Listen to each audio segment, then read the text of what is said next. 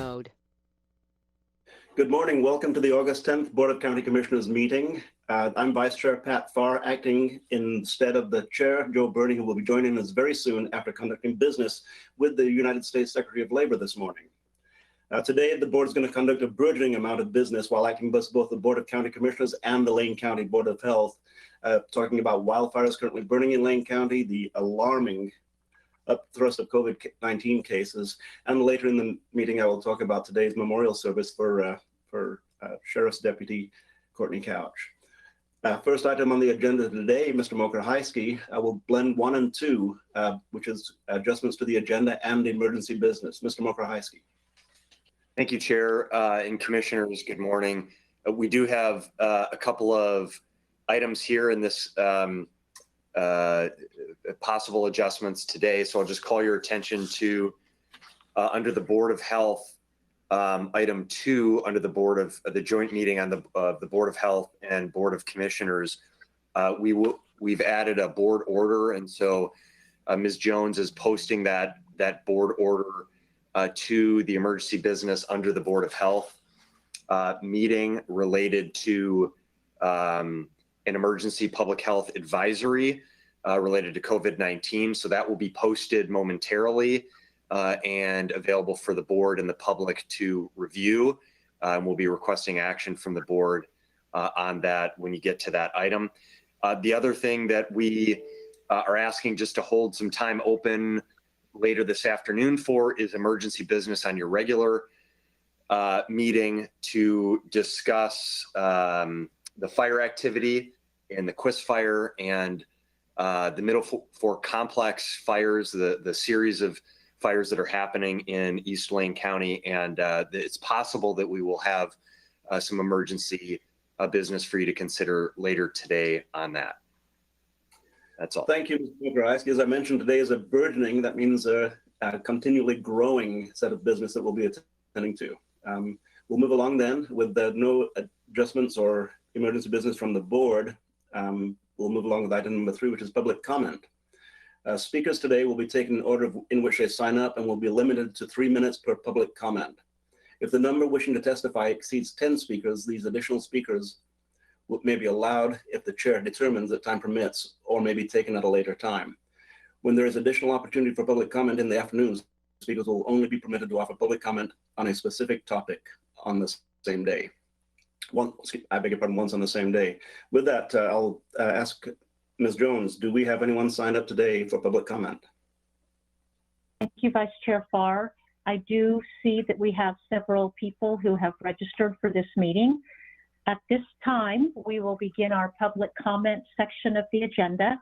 If you have registered for the meeting and would like to give public comment, please raise your virtual hand now. Please only press your button once because it is a toggle and it will take your hand down if you press it multiple times.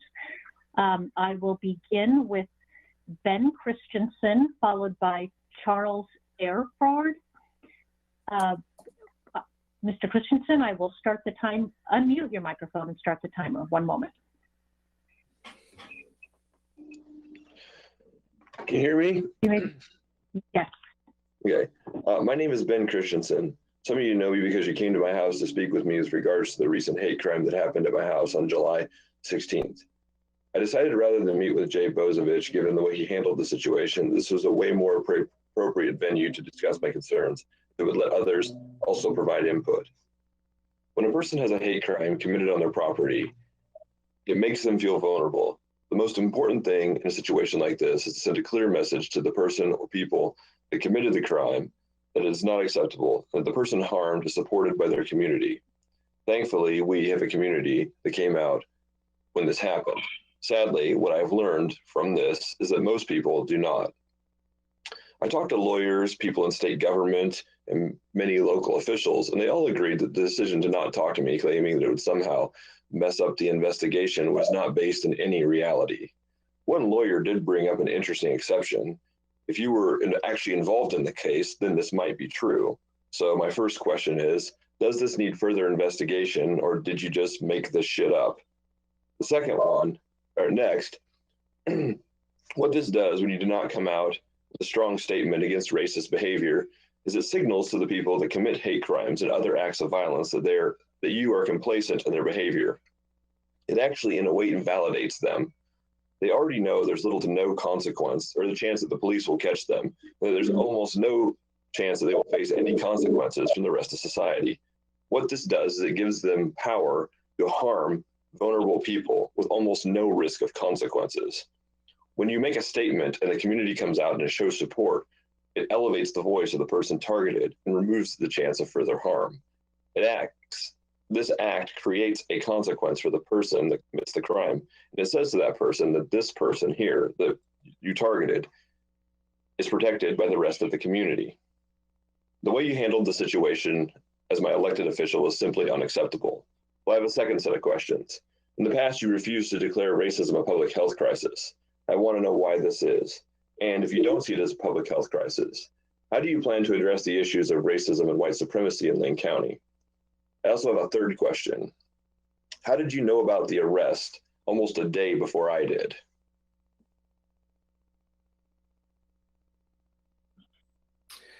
Thank you, Mr. Christensen. Ms. Jones. Thank you, Mr. Christensen, for your public comment. I will now call on Charles Airford, followed by, one moment, Jia Wang. Mr. Airford, I will unmute your timer and you may begin your public comment.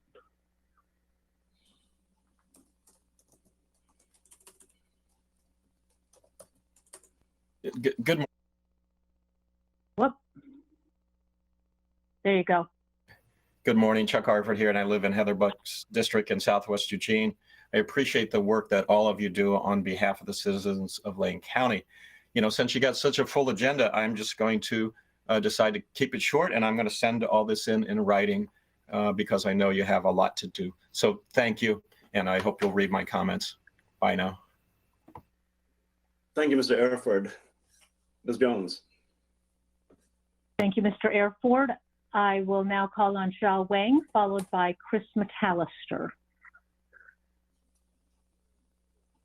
Okay, hear me? Maybe, yes. Okay. Hi, I'm Xia Wang. I live in Lane County District 1. On July 16th, my family was waken up at 4:30 a.m. by Max Lewis with another suspect who shot 29 oil-based paintballs at our front house. This is the first time we have been targeted by hate crime within a year. I have talked about my experience publicly, which was reported by Registrar about the anti-Asian hate in Lane County in May this year. Commissioner Bozovich, did you know about this article? Do you know how many Asians and other non-whites and ethnicists register in your district? And do they feel safe? When people like us are targeted repeatedly by hate crime, it's like opening our wounds again and again. Integrity, respect, open, accountable, diversity, empathy is 5 of 8 Lane County values.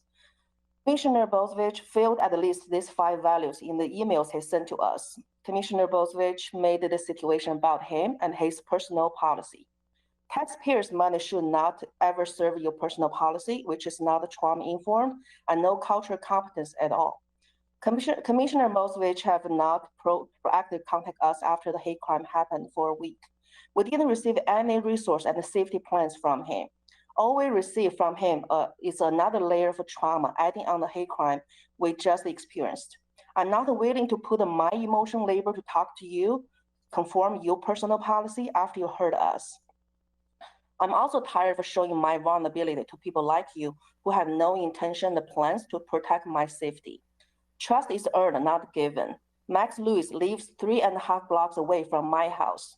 His current charge is still criminal mischief, although his behavior meets description of hate crime of Oregon legal codes. Max Lewis lives with his parents. Another neighbor heard his father made racist comments loudly, aggressively in public. My question is, what's your action plan to keep my family safe? And what are you going to do to prevent hate crimes happening in the community again and again, because we are not the only ones? Thank you. Your rest of time. Thank you, Ms. Wong. Ms. Jones. Thank you, Ms. Wong. Mr. McAllister, you are our next speaker, followed by Ronna Frank. Mr. McAllister, I will unmute your microphone and you may begin your public testimony. Good morning, Mr. Chair and members of the Board of County Commissioners. My name is Chris McAllister and I live in District 2, Springfield. I come before you today to address comments made at me from Commissioner Bozovich during the Winter Strategies presentation by staff on June 22nd, who characterized our nonprofit organization as doing nothing to end homelessness, a comment that is not only patently false, but is directly contrary to the mission and purpose of what we do.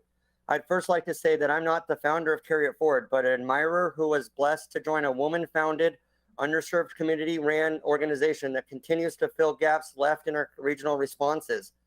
CIF first rose to the occasion when our county-wide emergency winter plan failed to activate and hundreds of our people were trapped in freezing conditions with no reprieve. Our founder, Arwen, and her volunteers met people where they were and served unconditionally. A couple of years later, when an advisory board on the very issues we serve passed unanimously to use data, regional partnerships, and jurisdictional accountability to tackle the upcoming winter responsibly and adequately.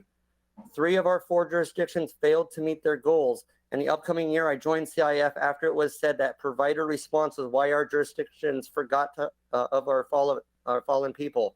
I would bury 2 more folks that I asked directly for help for before I joined this Band-Aid of an organization. Since I have joined forces with our more than mainstream organization, we have served thousands of our brothers, sisters, others, queer, disabled, dying, straight, Latinx, Black, white, Native, and many more underserved persons in this community. And we do so continuously working with the elements of the county government and people that are trying to do the same.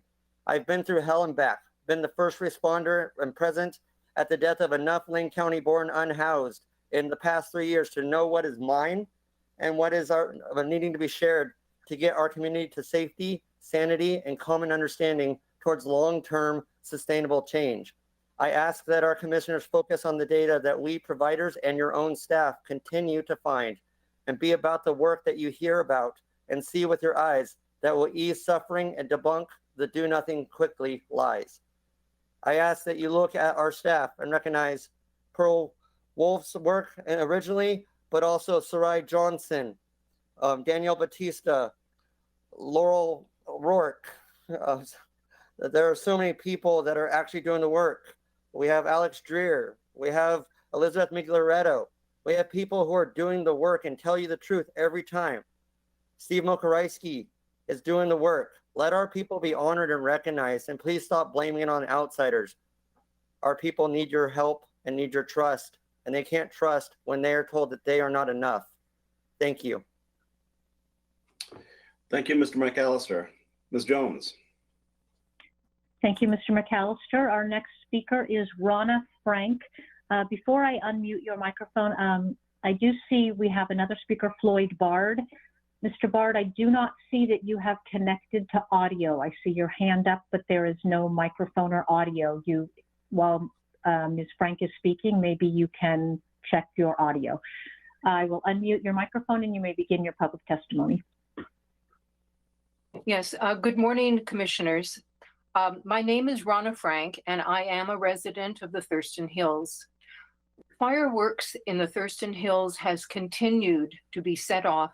Just 12 days ago, on July 29th, a resident in the Thurston Hills posted that firecrackers had been set off in his mail cluster box along South 68th, saying that was only feet from dry tinder on his property. The Willamette Lane Park and Recreation District has 46 parks and natural areas. Their Park and Facility Rules Ordinance 100 states, "No person shall possess or use fireworks or other explosives on district property unless authorized by the superintendent." It makes sense that they excluded the use of fireworks because of wildfire concerns, especially in natural areas with forests. Adjacent to the 675 acres of Willamallee's Thurston Hills Natural Area are the Thurston Hills in Springfield, with residential homes and acres of forests that have no boundaries to distinguish themselves from those in the natural area, and neither does a wildfire. Springfield city officials know that all Willamette Lane parks ban fireworks, So it should have been common sense. They would have recognized the forests in the Thurston Hills having the same wildfire danger from fireworks as those in the Willamette Lane Thurston Hills natural area, but apparently not. It's been really beyond my comprehension that the city has not thought to connect the reason for Willamette Lane's ban on fireworks to the danger of allowing fireworks in the Thurston Hills. But it definitely has occurred to over 139 residents who have signed a petition to ban fireworks up here. During an emergency drought declaration, the governor's emergency declaration due to wildfires, and the highest temperatures on record, the city council had the choice to ban fireworks in the Thurston Hills before leaving on their summer recess. Instead, they chose to do nothing. We're asking you, please, commissioners, to be proactive instead of reactive when the city has a potential catastrophic event in the Thurston Hills and East Springfield and bans fireworks in the Thurston Hills.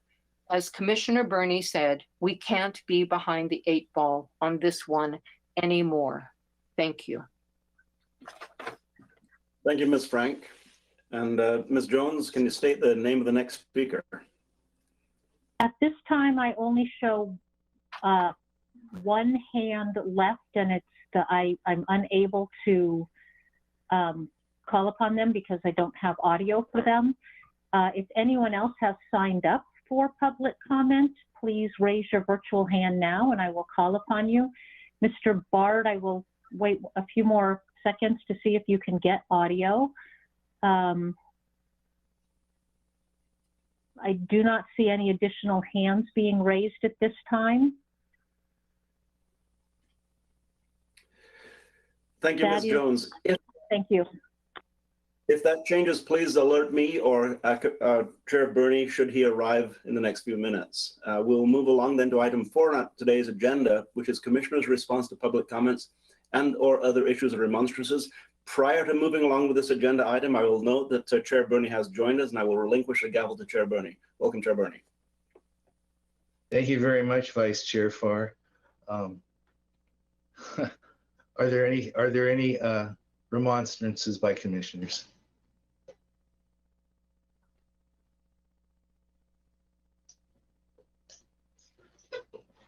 I was going to say hearing and seeing none, but I see Commissioner Bozovich. Yes, sir. And I'll apologize because I know we have a big agenda today, but I have to respond to some of the public comment that was directed directly at me. To Mr. Christensen and Ms. Wang, I'm sorry that you place different motivations on my actions than what's intended. My actions to stay away from an active criminal investigation are meant to try and assure the criminal investigation is successful. I've found that my presence takes the investigative staff away to pay attention to me.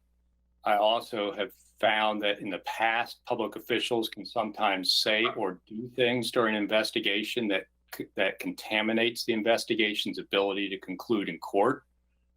And I felt it was necessary to stay away until the conclusion. And as I told you in several written communications, I was more than happy to meet with you at the conclusion. As soon as I knew it was concluded, I contacted you and said I'd be happy to come to your house and talk with you. I have made a very strong statement last week at the conclusion of that investigation against racism and against hate crimes. I've always been against racism and hate crimes. I think it's a horrible thing that people still want to divide the human race into categories. We are one race. And it just, the board was here last week when I made my remonstrance and made those statements. So I just, I still would be happy to meet with you all. I've found that when a criminal investigation is underway, it's just not sometimes a good idea for me to be present. And that's, whether you agree or disagree, my intent is to make sure the criminal investigation is successful because I want the person responsible arrested, charged, and convicted. Mr. McAllister, I'm sorry that you got that impression from my speech around winter strategies. My intent was asking the question of where we should focus our resources that are limited. And I'd never said that your efforts don't result in people rising out of homelessness.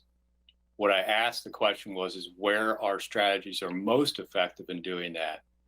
And I also asked some questions about any changes in the demographics and did not have the data at the time. I asked the questions.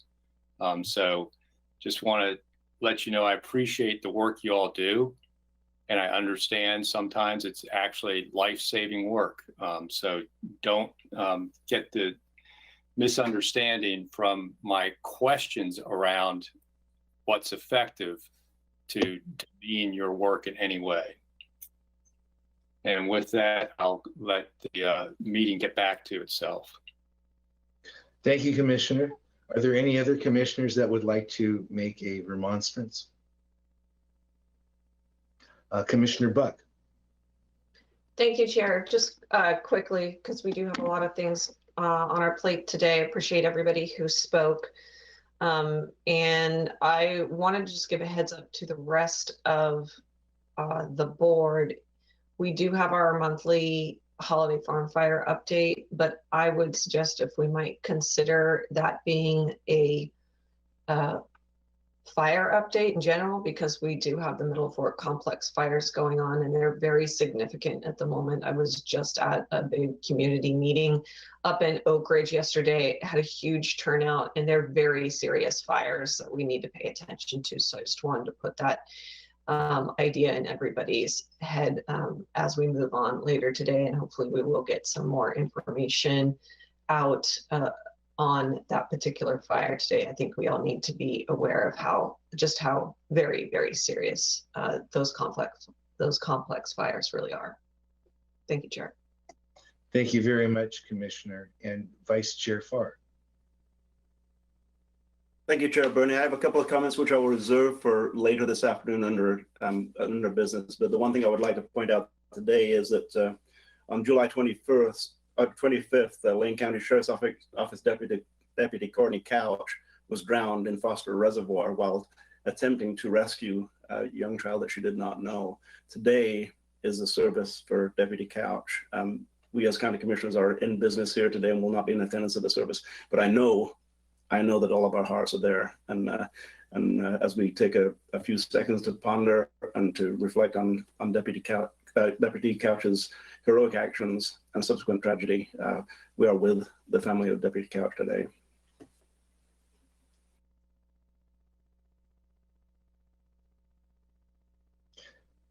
Commissioner, Vice Chair Farr, I just wanted to provide those few seconds that you requested in memory.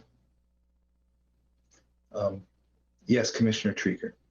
Thank you, Chair, and thank you, Vice Chair Farr, for that. It's sobering, and appreciate you bringing that forward. To end our remonstrance on a slightly more upbeat note, I just want to make sure the community knows and is welcome and invited to join our community at Pride in the Park. Eugene Pride is this Saturday at Alton Baker Park. It is a welcoming, inclusive event.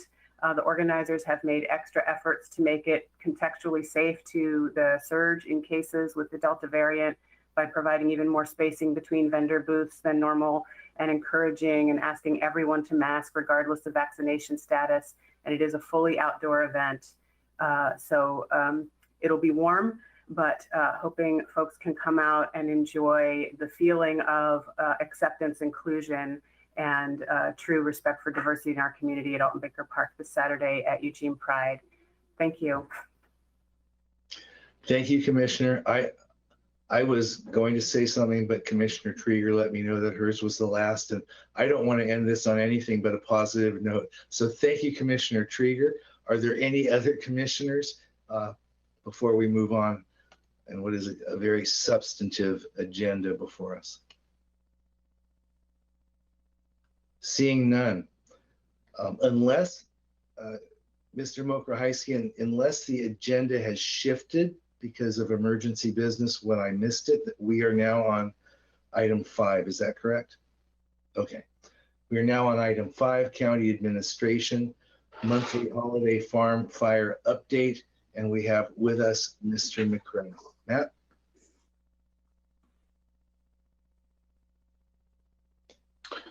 Good morning, Commissioners. It looks like my camera is not showing me, correct? You're not seeing. No, but it's a heck of a background you got there.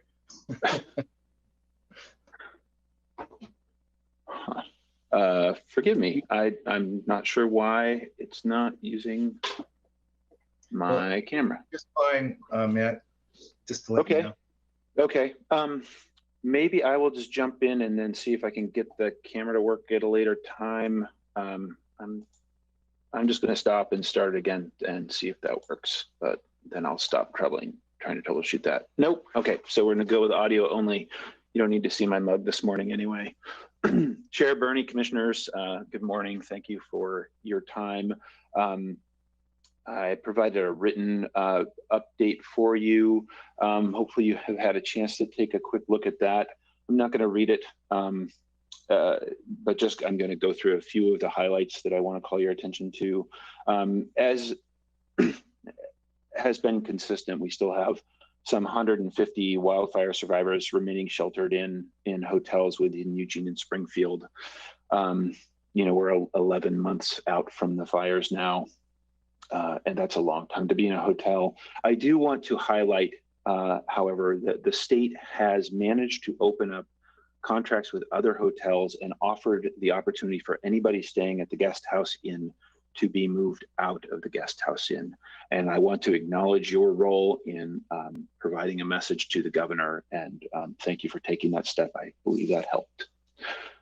I also want to call out that FEMA has now installed 14 manufactured homes at the U.S. Basketball Academy in Rainbow. Yeah, those are in place and should be getting finalized in being hooked up this week, and survivors should be moving in very soon.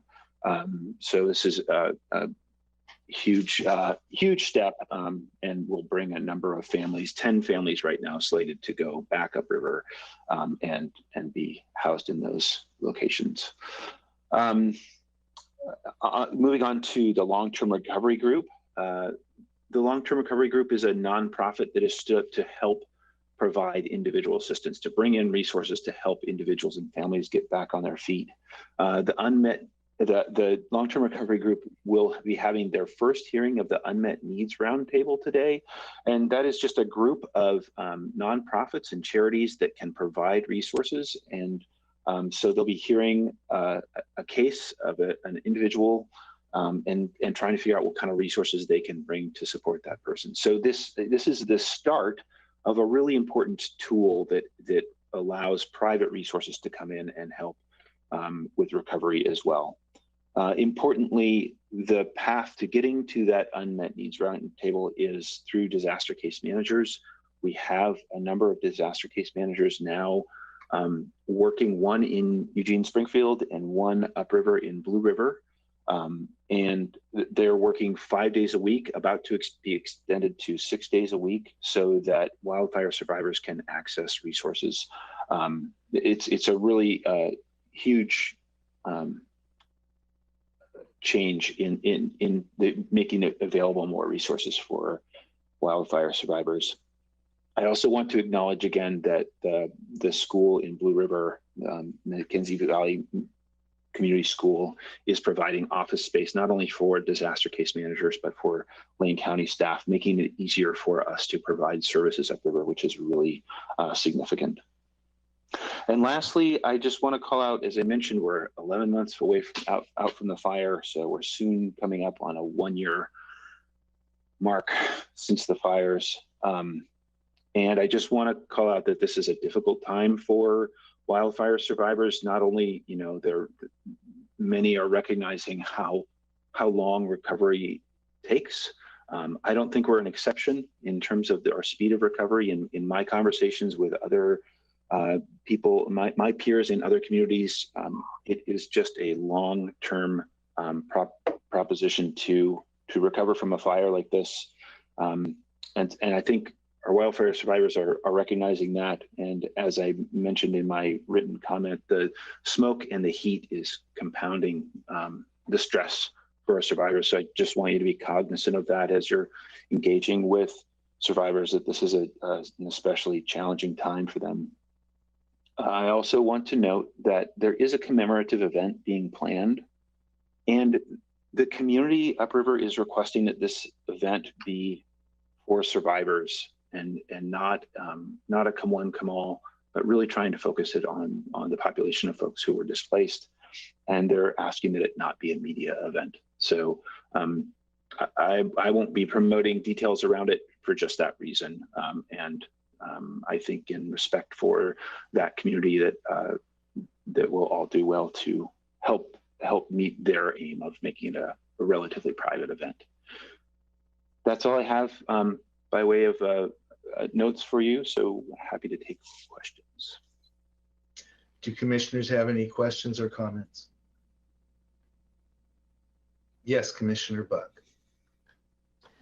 I'll add that we did have an event last week celebrating the housing mission itself and being able to view the new mobiles that were up at the U.S. Basketball Academy. We appreciate the Academy working with us to find a space. It was so incredibly challenging to find a location for any additional housing mission locations and homes, and they were able to work with us to provide those spaces. And I want to tell the folks that are moving in, welcome home, welcome back home. We really appreciate everybody being willing to do the hard work. It took a long time, nearly a year, and that's not soon enough for so many still out there that need homes back in their community. But that was one time we can celebrate some good stuff, and I think that will help leapfrog us into additional recovery. And it was nice to see a spattering of new homes as I drove up there. Do know that there is the Knowles Fire just east of the McKenzie right now. That's part of the Middle Fork complex. And that is also triggering for many people. Any spot fire, people are all over it now up there, and appreciate their diligence. On my way back from Oak Ridge yesterday, when at the Middle Fork complex, well, at the community event, you could just see these massive plumes in their backyard. It's pretty ominous. And on the way home, there was a spot fire just outside Pleasant Hill. And I was stopped again because there was a backyard fire in a home on my way home in Eugene. So it's so early in the years for these fires. It's going to be triggering for almost anybody on the east side whenever they hear or see of any fire whatsoever. And we have months to go before any rain is in sight. Thank you, Chair. Thank you, Commissioner. Very sobering. Yes, Vice Chair Farr. Thank you, Chair Bernie. Mr. McRae, I have some questions for you, which I will actually defer to written questions and a heads up right now. Thanks for your work, and thanks for the report. You're packing a whole lot of information into a short amount of time.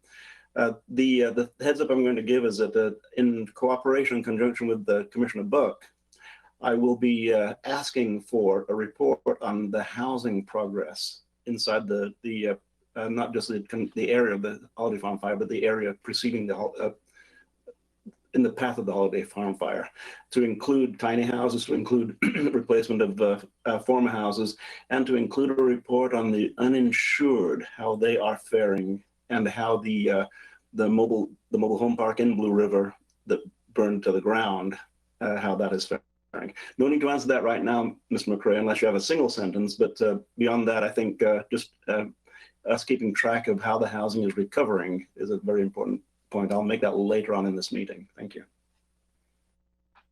Thank you, Commissioner. Are there any other commissioners? Mr. McRae, I heard you say that, well, first, will your responsibilities now, are you going to be doing any work as it relates to the complex that near Oak Ridge that Commissioner Buck mentioned? That's a good question. No, so far my focus remains solely on recovery of the Holiday Farm fire, which I think is really helpful for me to be able to remain focused on that. There's a ton of work to be done there. So no, I'm not transitioning to response in any way. Okay. And I believe, did you mention that everyone is now, all wildfire victims that were made homeless, that have been residing at the guest house in Springfield, did you say that they are now out, or that there is a plan now for them all to get out of that particular spot? Thanks for the opportunity to clarify, Chair Bernie. There are options for those who want to move out. There are other hotels available. My understanding is that most of the folks who were at the guest house have relocated to other hotels, but there are some for whom moving multiple times is not desirable, so they are opting to remain at the guest house, but they have the option to transition out at this point. And do we know, or are you able to share with us, or is it not appropriate, where they are transitioning to? They are transitioning to other hotels in our area. I don't have the list of those hotels off the top of my head, but I can provide that to you if you like. Are they predominantly in Springfield, or do you even know? It's a mix of Eugene and Springfield. I think it's 2 in Springfield and 2 in Eugene, if I'm not mistaken. I would like to share that Commissioner Buck and I called a meeting with the city of Springfield, their mayor and staff, because this particular hotel is under city of Springfield jurisdiction. And we had significant, great cooperation with the city as it related to this process. And I would hate for us to have a sin of omission and not mention that, because that was it was really nice to feel that interagency cooperation around developing a solution, being respectful of areas of jurisdiction, et cetera. But that's my only comment, Mr. McCray. I thank you very much for your report. I'll give an opportunity for any other commissioners before we move on to make any comments or questions, if they have any, before Mr. McCray leaves. Yes, Commissioner Trieger. Thank you, Chair. I just want to really offer appreciation to you, Mr. McCray, and as always to Commissioner Buck. I just know when people are in crisis and dealing with so much grief and loss and challenges, having steady, competent, compassionate folks there to back them up and share accurate information and just be there for them, it is just invaluable. And I just so appreciate every time you come and present to us. I can feel your compassion for the folks that you're working with, as well as for the landscape that you're there to help repair and recover, and just so appreciate that. I mean, the competence part is critical and important, and lots of people can deliver that, but to deliver that in combination with that true human compassion and connection is so important, and I just really appreciate it. And just want to say that 1-year anniversaries of loss are always hard, but what I have found is getting on the other side of that 1 year can bring a whole new slew of it really sinking in, right? You sort of have that year of firsts where you get to mark the year by, oh, this is the first birthday, this is the first holiday season since this thing happened, whatever that thing might be. And when you get on the other side of that, it really starts to sink in the long-term sort of this is forever part of my life feeling of it. And so I just want to be sensitive and aware and call that out, and so appreciate you being protective of and supporting the community in doing the acknowledgement of the anniversary in the way that they need to, and just want you to please pass on to them from me that if there's any way that I can be helpful or supportive behind the scenes quietly, I am absolutely available to do that. And if nothing else, to just send my very best to everyone. Thank you. Thank you, Commissioner Trieger. And I have certainly offered the full support of Lane County, however we can help with that commemorative event. Thank you, Commissioner. Are there any other commissioners? We're on schedule. Thank you very much, Mr. McCray. Thank you, commissioners. Now we're on county. Yeah. we're there, aren't we? Are we now on county administration, COVID-19 response and recovery, Mr. Mokrahysky? Yes, Chair, I think you'll want to convene the joint meeting of the Board of Health and Board of Commissioners first, and then we can go through those items. Well, I don't want to, but I'm told I have to. Or actually, so I think the way it is, and Ms. Jones can correct me, is recess the Board of Commissioners. Right, I got it. Forgive me.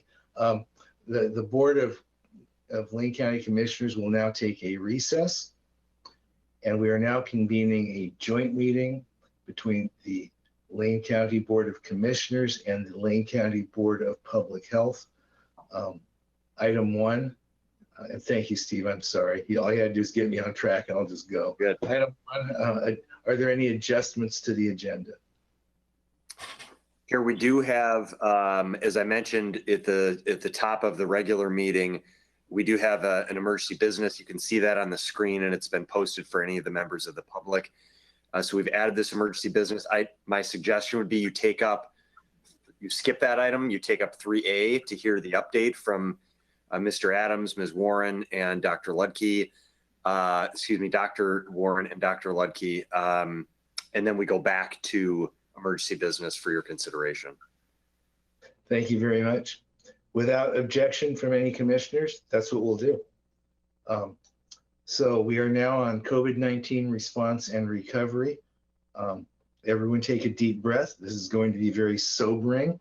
And we have Mr. Mokrahysky, Mr. Adams, and Ms. Warren to walk us through this report.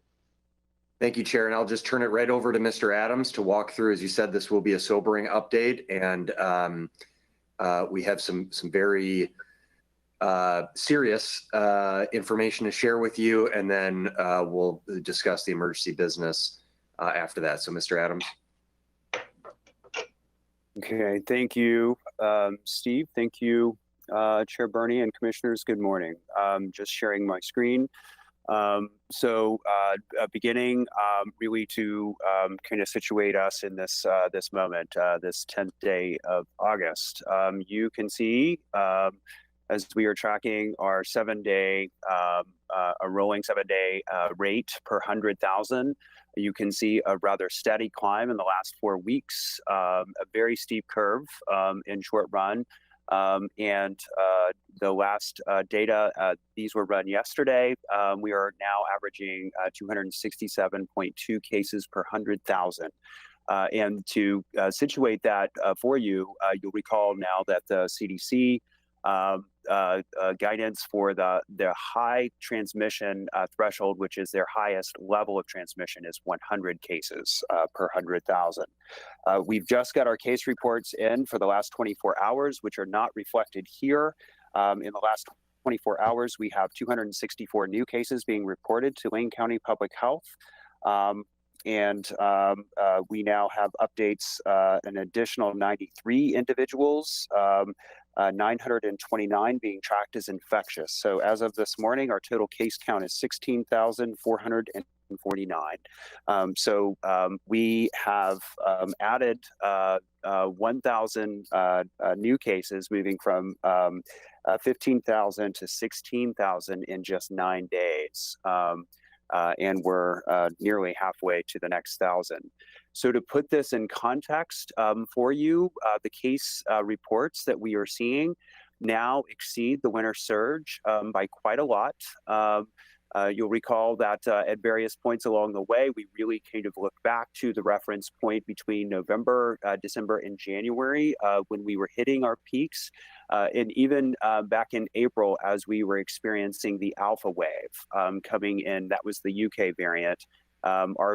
We crested in late April there, but those numbers looked comparably lower and more manageable during that period of time. However, the relative run-up for what is undoubtedly Delta variant circulating within Lane County is evident in both the steepness of that curve, as well as just the total number of cases that are hitting us at the moment. I want to emphasize a couple of items in how we're beginning to see. So as you know, cases are the leading indicator. Hospitalizations and deaths are sadly the lagging indicator. These are the total bed capacities, and I showed you this slide last Tuesday, the 2nd of August. The blue on top is the occupied versus available beds. And I reported to you as of last Monday, the 2nd of August, we had 76 ICU beds occupied and 15 available. We had a total number of 510 beds occupied of non-ICU beds, and 97 of those were available. Of course, the occupied beds are not all just COVID patients, but these are all patients. So in 1 week's time, we've moved from that status to now, as of yesterday at 9 a.m., through the state system, we're reporting 82 occupied ICU beds in our region, Region 3, 8 of which are now, only 8 are available. We have 506 beds, non-ICU beds, 90 of which are available. The spot report this morning is that within our 2 major hospitals here in the Eugene-Springfield area, I have 59 individuals in hospital. I have 12 of whom are in ICU beds. 59 total in hospital, 33 of whom are Wayne County residents. So we are continuing to see the transports into the Eugene-Springfield area. We are the 2nd largest medical hub, and as a regional hub, we are the hospital of last resort for folk in Southwest Oregon, and we are beginning to see them come in. And you will note too that we are right at and beginning to surpass the levels that we experienced in the fall with hospitalizations during our major surge. And those are showing up here. Now, these are statewide data. So the dark orange graphic at the top is total hospitalizations over the course of the pandemic, and you see the winter surge very prominently in the center of the screen. But you see specifically the total number of hospitalizations shooting upward very rapidly on the right-hand side, your right-hand side. The second line down, the kind of not the middle line in that curve is COVID-19 patients in ICU beds, and you see that we've now surpassed the mark, the high water mark that we set in the December range statewide. And the light orange curve on the bottom are those who are currently intubated on ventilation for life support. Okay, so I wanted to respect the request. We have seen additional vaccinations occurring through this period of time. Vaccination remains the critical pathway to get out of the pandemic itself. Specifically, we are have seen an increase of 2,264 individuals in Wayne County who have begun the vaccination series over the last week since I reported these data. I showed the zip code data to you 2 weeks ago, and there have been just kind of 1% and 2% increases specifically. Our current vaccination rate is 60.3% for the entire population of Wayne County. For our 12 plus population, we are currently at 67.9. So 12 plus being those who are currently eligible for vaccination. And we now, as of yesterday, have 108,807 individuals who are currently eligible for vaccination, meaning that they're 12 years or older, but have yet to begin the series. And that, commissioners, is my situational briefing. I will stop sharing my screen and hand over to Dr. Ludke to put this into context. Yes, thank you, Steve. Much appreciated for your presentation. Commissioners, good morning. Sorry for the somber aspects of this. I have just returned from a family reunion for a few days, blissfully unaware of what was happening since I was out of connectivity, and I come back to hundreds of new cases, which is quite frightening. What I can say in terms of context is amplifying what Steve mentioned. During the 11-week time frame from November 11th last year to January 28th, we had 1,000 new cases every 13 days on average. You recall that probably very well, just like we do in public health. 1,000 cases every 13 days is a lot of cases. We've now, in this last week, had 1,000 cases in less than 13 days, about half of that actually. That is a huge increase. The challenge, as I see it, are really sort of threefold. The first is this big increase in cases is happening during a time when we are not huddled together in our homes, in our apartments, in the cold winter weather, breathing the same air, hanging out on the couch, hanging out at the refrigerator. This is happening when we are outside, predominantly breathing ambient air. That, of course, is a warning flag for us. The second is that the Delta variant appears to be significantly worse than some of the research articles that we've all been reading. We knew transmissibility was up for months. We did not have really good data showing that disease severity was increased. It appears fairly clear now in the last 4 weeks that we will see data in peer-reviewed articles showing that the severity from this variant is increased as well. And we are seeing some of that here in our county and in Oregon as well. Next point is, if we've learned anything in the last 18 months, looking across multiple countries, looking across multiple states, we know that deaths lag our case peaks by 2 to 4 weeks, depending on the jurisdiction. So we are definitely going to see an increase in deaths over the next few weeks, especially if we don't do anything to help decrease those deaths. I would hope that the number of those deaths would be less than we would have had if our vaccination rate was not as high as Steve just mentioned, in the upper 60s for all persons eligible. We do know the vaccines are not perfect, but they certainly increase safety and decrease hospitalizations and deaths. So we're going to see some more deaths, especially if we don't act today in a meaningful way. And then finally, I would say it's not all doom and gloom. You know, this Delta variant is going to exhaust the susceptible hosts, as we say in epidemiology. People will either get vaccinated and have some protection, or they will get infected and they will have some protection for a time. And those susceptible hosts will, over the coming couple months, most likely be exhausted, and we will see a decrease in cases. But the Alpha variant, the UK variant, the B117, sorry, there's so many darn names for these viruses, different nomenclatures. The Alpha variant is really I think a reasonable view of what the Delta variant might look like in the coming weeks. It was roughly a 10-week transition from no cases to being the peak, staying at a peak for 3 to 4 weeks as the dominant variant, and then it slowly decreased as it was replaced by the Delta.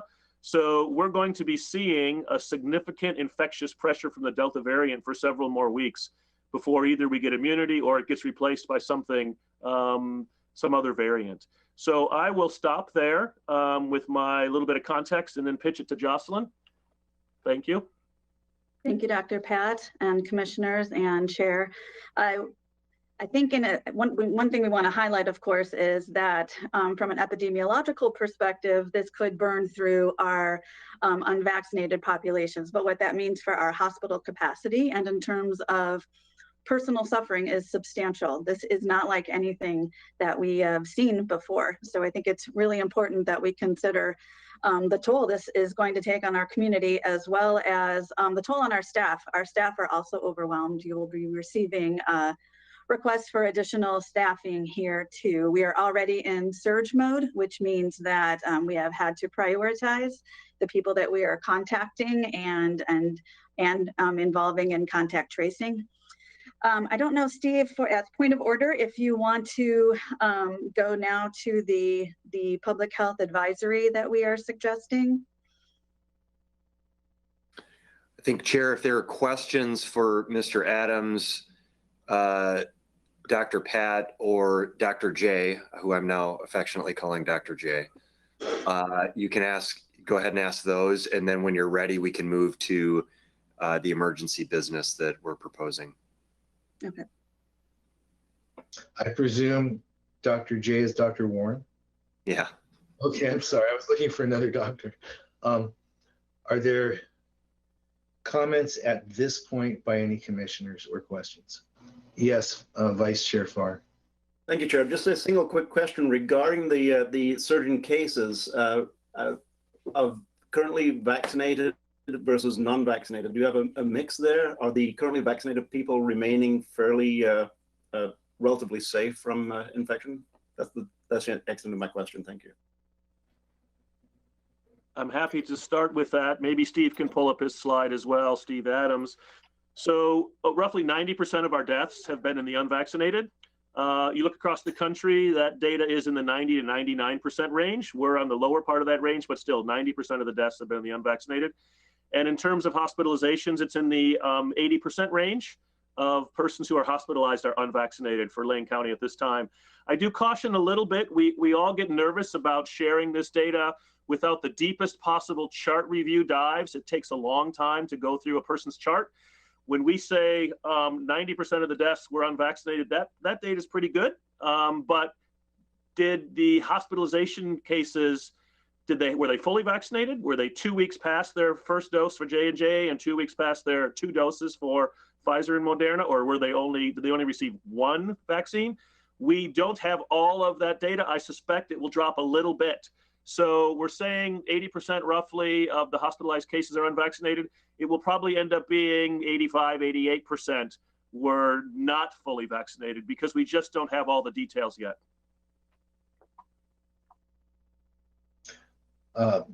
If no one else wants to respond to that, then yes, Commissioner Trieger. Thank you, Chair. I'm thrilled to know Julius Irving's on our team. We're going to be fine in that case.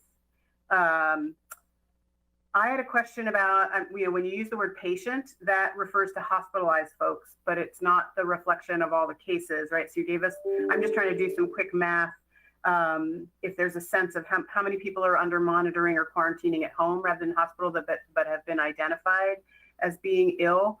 And then similarly, because Dr. Warren mentioned staffing being stretched, it's my understanding that contact tracing in this new surge is harder due to a lack of more cooperation and compliance on the part of the general public than it was earlier on in the pandemic. So if anyone can speak to those things, and if what if anything we can do, or what those challenges exactly are around contact tracing, and how many folks are not hospital patients but would be considered patients elsewhere. Thank you.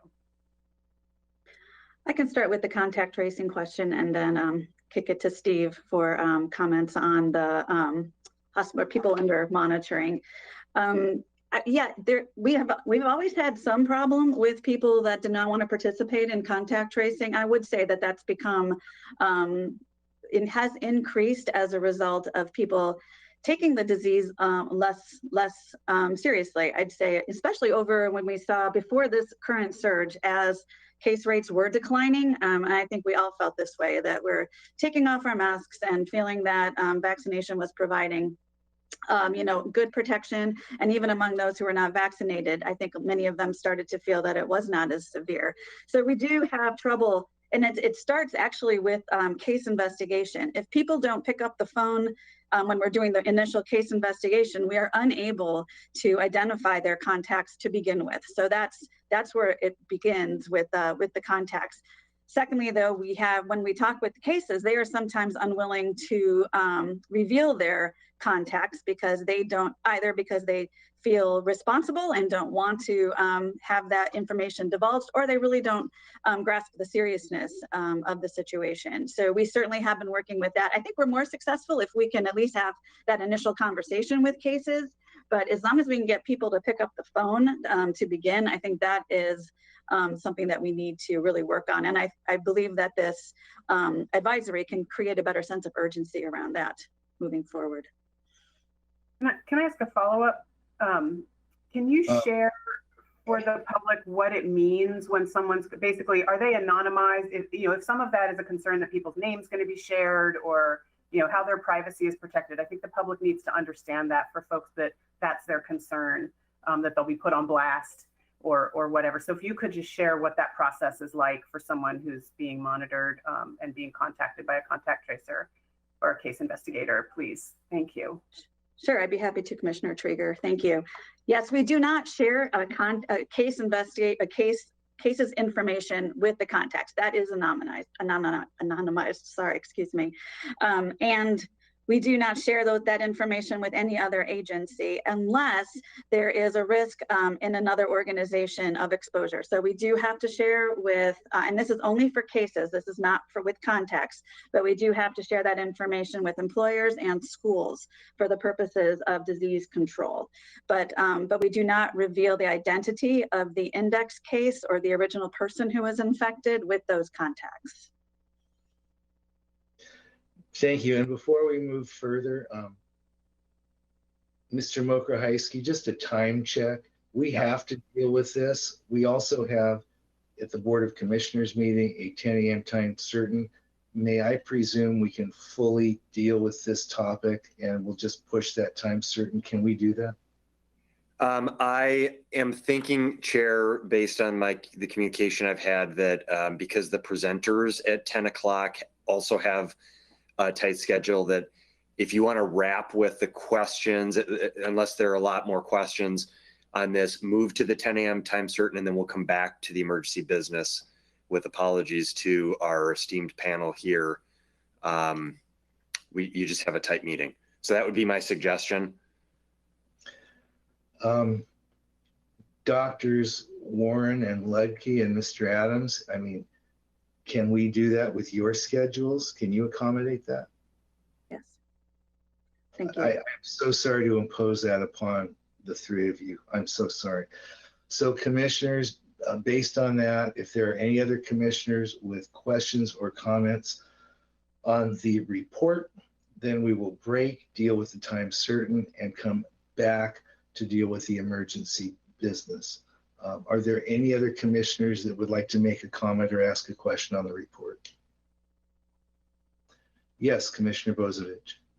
I just want to say real quick, I have lots of questions and comments on the report, and I think we can deal with them after the 10 a.m. time certain. It'd be rushing it to try and squeeze it in right now.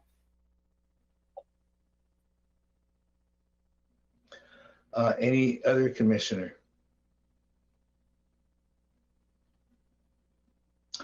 Well, seeing none, we will now recess the joint meeting of the Lane County Board of Health and Board of Commissioners.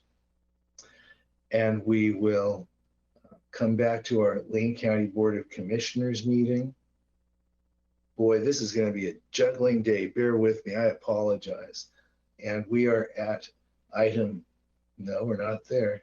We're at item 8, which is a 10 a.m. time certain, order 21-08-10-05, in the matter of approving the 2021-23 Lane County Adjustment Reinvestment Grant Program budget and application, providing signed letters of support for the board for the Jrtp formula and supplemental portions of the application, and delegating authority to the Public Safety Coordinating Council staff to sign and submit the online grant applications, and to the county administrator to execute any additional grant documents, intergovernmental agreements, and contracts. And we have with us Mr. Solomon and Ms. Walters to guide our discussion, please. Good morning, Chair Bernie, commissioners. Can everybody hear me? Yes, we can. Yay, technology. For the record, my name is Paul Solomon. I'm the Executive Director at Sponsors, and I'm the Chair of Lane County's Local Public Safety Coordinating Council. And I'll kick it over to my partner in this effort, Denise Walters. Good morning, Commissioners. I'm Denise Walters, staff to the Public Safety Coordinating Council, and thank you for your time today, as we do understand there's much on your plate. Indeed. And I will jump right in. I'm going to attempt to share my screen, so hopefully that will work. Are folks able to see my screen? Yes, we are. Yay, wonderful. We also see your notes. Uh-oh.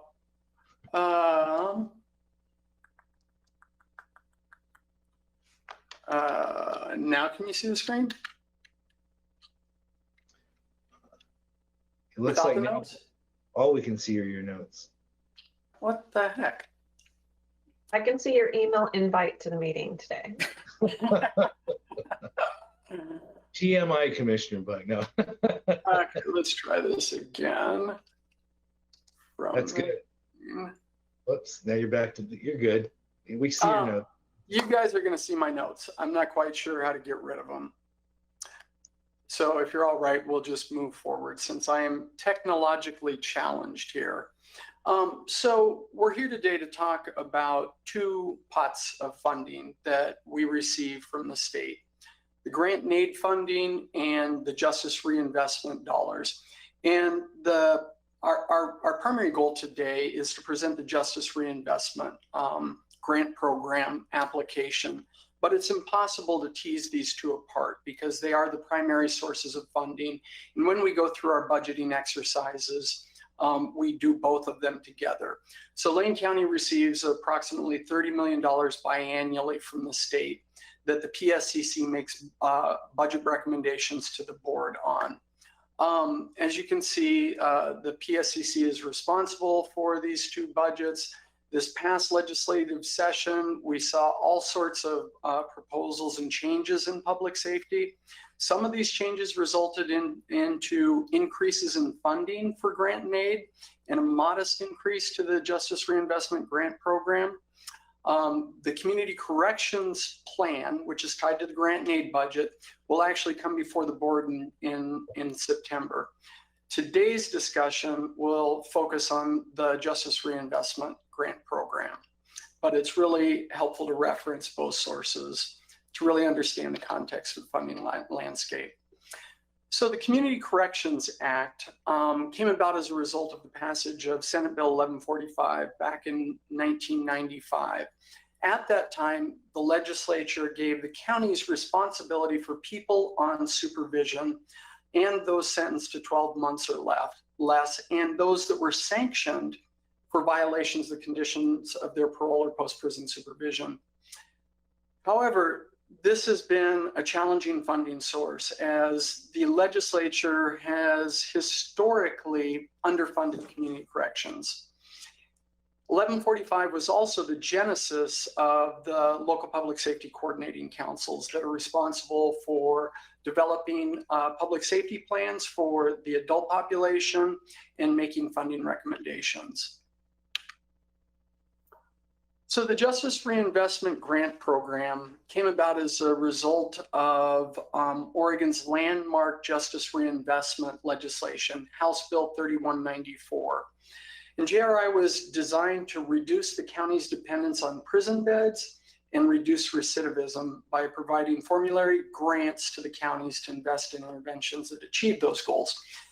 At the time in 2013, when this legislation was being proposed, Oregon was on a trajectory to build a new prison at a cost of $600 million, and we're estimating an increase of about 2,000 new people coming into the system over the next 10 years. 3194 created some modest sentencing reforms and created this grant program. Since that time, we have seen the prison population drop from about 14,000 to about 12,000 where it is today. But the program itself has been largely responsible for providing grants to counties with the goal of reducing recidivism and reducing the county's dependence on prison beds. So looking for those kind of front-end diversions to keep people from going to prison in the first place. One of our more successful programs that we've talked about in the past, the 416 program, is one of those tools that we use to reduce our dependence on prison beds by keeping people here in the county locally, providing intensive supports and shorter stays in jail. In addition, the JRI goals are to increase public safety, hold people accountable, and 10% of the funds are required to be spent on victim and survivor supports. So this slide illustrates the difference in funding for the grant and aid program dating back to 1719 to our current allocation in 21-23. The number that I want you to focus on here is our allocation, which is at 9.22%, which is a 0.35 reduction in our formula. And that will result in a significant reduction in the total amount of funds that we receive. So statewide, the governor's recommended budget was $259 million. Last year, the legislature convened, actually 2 years ago, a cost study, and they're supposed to do this every, I believe, 6 years to evaluate the true cost of providing supervision across the state. That number came in at $319 million. The legislature has never fully funded grant and aid. And this session, they looked at the needs and were able to make a pretty significant increase over the baseline funding. So they added about $35 million over what they thought was the baseline of funding. That's not the cost study number, it's just the bare minimum based on the current formulas. And that number wound up being $284 million in total. Our share of that funding is about $26 million. This next slide shows the difference between what our formula allocation was last biennium, which was 9.57%, and what it is this current biennium, which is 9.22%. So that 0.35% reduction has resulted in about $1 million reduction in local funding. And this number is largely driven by the number of people on felony supervision. And the reason our allocation has dropped has largely been because of COVID and the slowing of our cases flowing through the court system. And these are tied directly to prosecutions. Because we have these huge backlogs of cases going through the system, we don't have the number of people on felony supervision that we would have had the courts been operating at their normal pace. So this slide takes a look at the allocation since the inception of the Justice Reinvestment Grant Program. And originally, this funding was supposed to be tied to cost savings in the prison system, but they have never totally funded JRI, and they have only used a portion of the cost savings that have been generated to fund this program. In every legislative session, it is a battle just to get baseline funding for this program, let alone an increase based on true cost savings. But this is where we are right now. As you can see, over the last couple of biennia, the funding has remained relatively flat. So right now we're at just a little under $4 million as our portion of the JRI program. And that's just a modest increase over the prior biennium, less than 1%. This slide illustrates the difference between our 9.57, which we had last biennium, and the 9.22 that we have this biennium. And it equates to about $150,000 reduction in funding. I should also say that as we went through this budgeting process, this was really the most difficult budget process that we've experienced in recent years.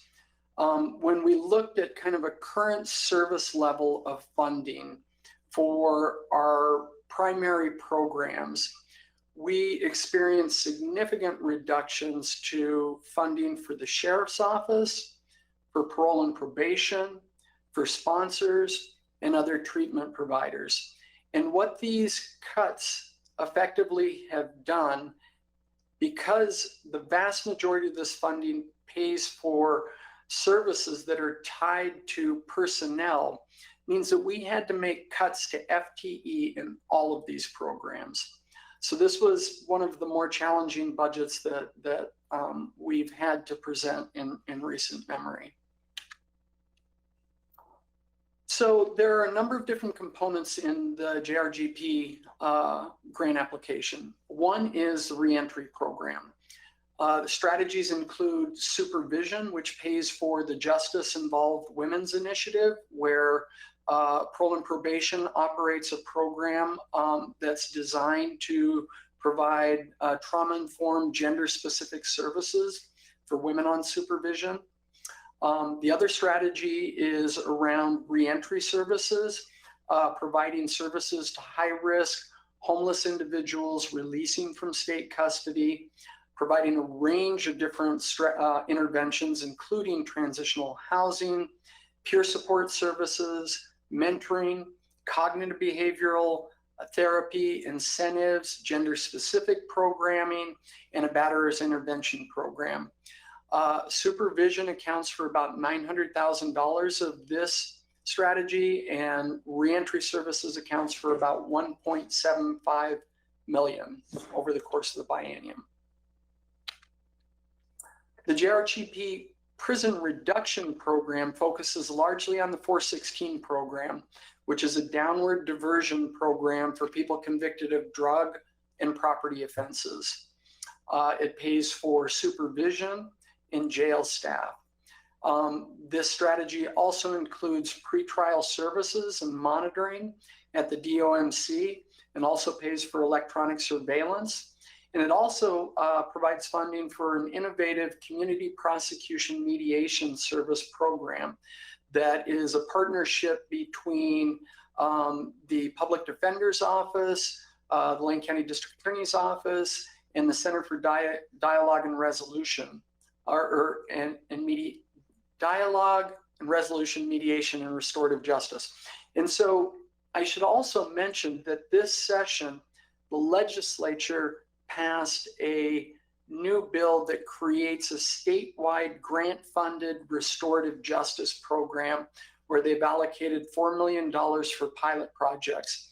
We operate one of the only programs in the state currently that handles felony restorative justice cases.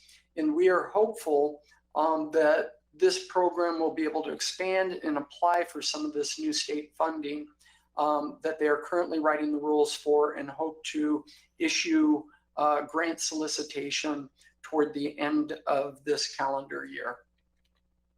And the funding, 416 is about $850,000, pretrial services is a little under $500,000, and community mediation services makes up about $56,000 in funding.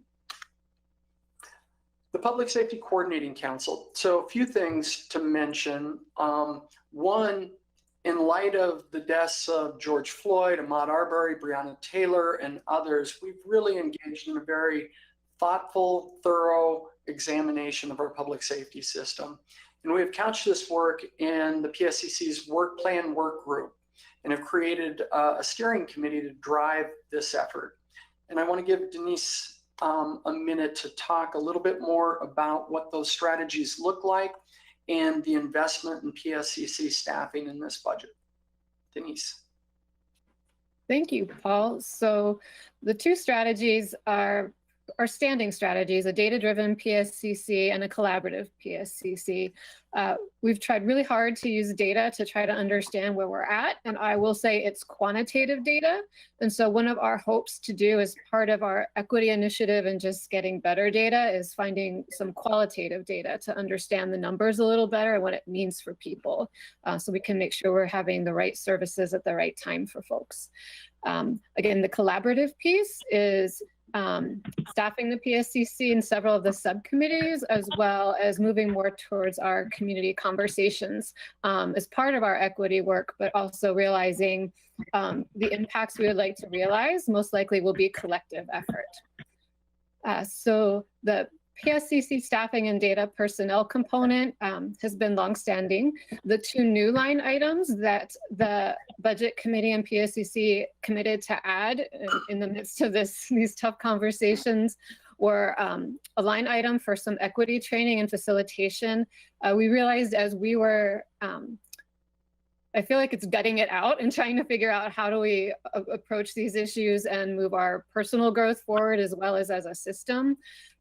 We should call on some folks who have figured that out already. And so we will be looking for folks very familiar with the criminal justice system, as well as behavioral health systems, to help us walk through in a meaningful way to do our business a little better. The second line item kind of came to light with a few of our community conversations, realizing there's some needs in the communities that might be best met by the community. And so we have this Equity Emergent Need Fund. We will need to define a process by which that money gets decided. It's not a lot, but it is a test of a concept that actually we've seen a few other committees in the region take this approach, and we're excited about the opportunity. So with that, I will turn it back to Paul. Are you able to see the full screen now? Yeah, a time check. Yeah, Paul, we're okay. Wrapping up. We've got a couple more slides left. Thank you. Yep. We also are responsible for funding victim services, which are required in the Jrtp program, 10% of the funding. And that funding is split up between Kids First, Hope for Safety and Alliance, formerly Women's Space, SAS, Sexual Assault Support Services, and SIUSLA Outreach Services. Kids First provides medical program examining and assesses the physical health and well-being of up to 300 abused children a year. HSA provides shelter and support to domestic violence survivors. SAS provides trauma-informed, survivor-centered, culturally linguistic, relevant interventions and services to survivors of domestic violence. And SOS provides shelter and support services to survivors of domestic violence. In total, and sexual assault, in total, that funding is about $482,000. We also have an opportunity to apply for 3% of the total allocation for evaluations. We have been only one of 2 counties over the last couple of biennia that have actually applied for this funding. We are currently doing a rigorous evaluation of the Way Home, which is a permanent supportive housing project that's a partnership between sponsors, Lane County Parole and Probation, and Homes for Good, and doing an evaluation of the Strength at Home men's program, which is an evaluation of a veteran-specific intimate partner violence intervention program through Vets Court. Combined, it's about $119,000 that we're eligible for. And then the last program, and this is separate from our allocation. There's a separate competitive grant process for downward departure programs. And our application focuses on the 416 program and provides funding for supervision, corrections tech, probation officer, jail personnel, and victim services support services, and comes in at just under $1 million. Note that we are applying for about 12.29% of the total funds, even though technically our allocation is in the 9% range, in part because not all counties apply for this funding, and there's more available than our actual, what our allocation would be if they used the formula. In closing, I just want to restate that this is a really challenging budget process. We had to make significant reductions to important programs that will severely diminish our ability to achieve our system goals. However, I am aware that Commissioner Bozovich has asked the county administrator to seek alternative sources of funding to address the budget shortfalls that we're experiencing. On behalf of all of our partner agencies, I want to applaud and support this effort. If ever there was a time to address a reduction in public safety funding that was not in our making, the time is now. Thank you. Thank you very much, Mr. Solomon and Ms. Walters. Commissioners, in the spirit of juggling, when the agenda team had this request. It was before the COVID surge is upon us, so we still have to return to that. This item was given a total of 20 minutes, even before that on our agendas, 5 minutes for presentation and 15 minutes for discussion. So we will now have discussion, but I want commissioners to know if we could keep it pointed, that would be great. And we're just going to have to make up this time somewhere. So please, any commissioner comments or questions for Mr. Solomon or Ms. Walters?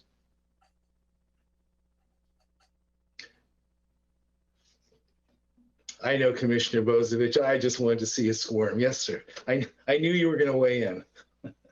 I'll try and be very fast, and I'm going to move the order at the same time if with the indulgence of the board. I want to just note a couple quick things. First of all, that cost study that was made reference to is now several years old.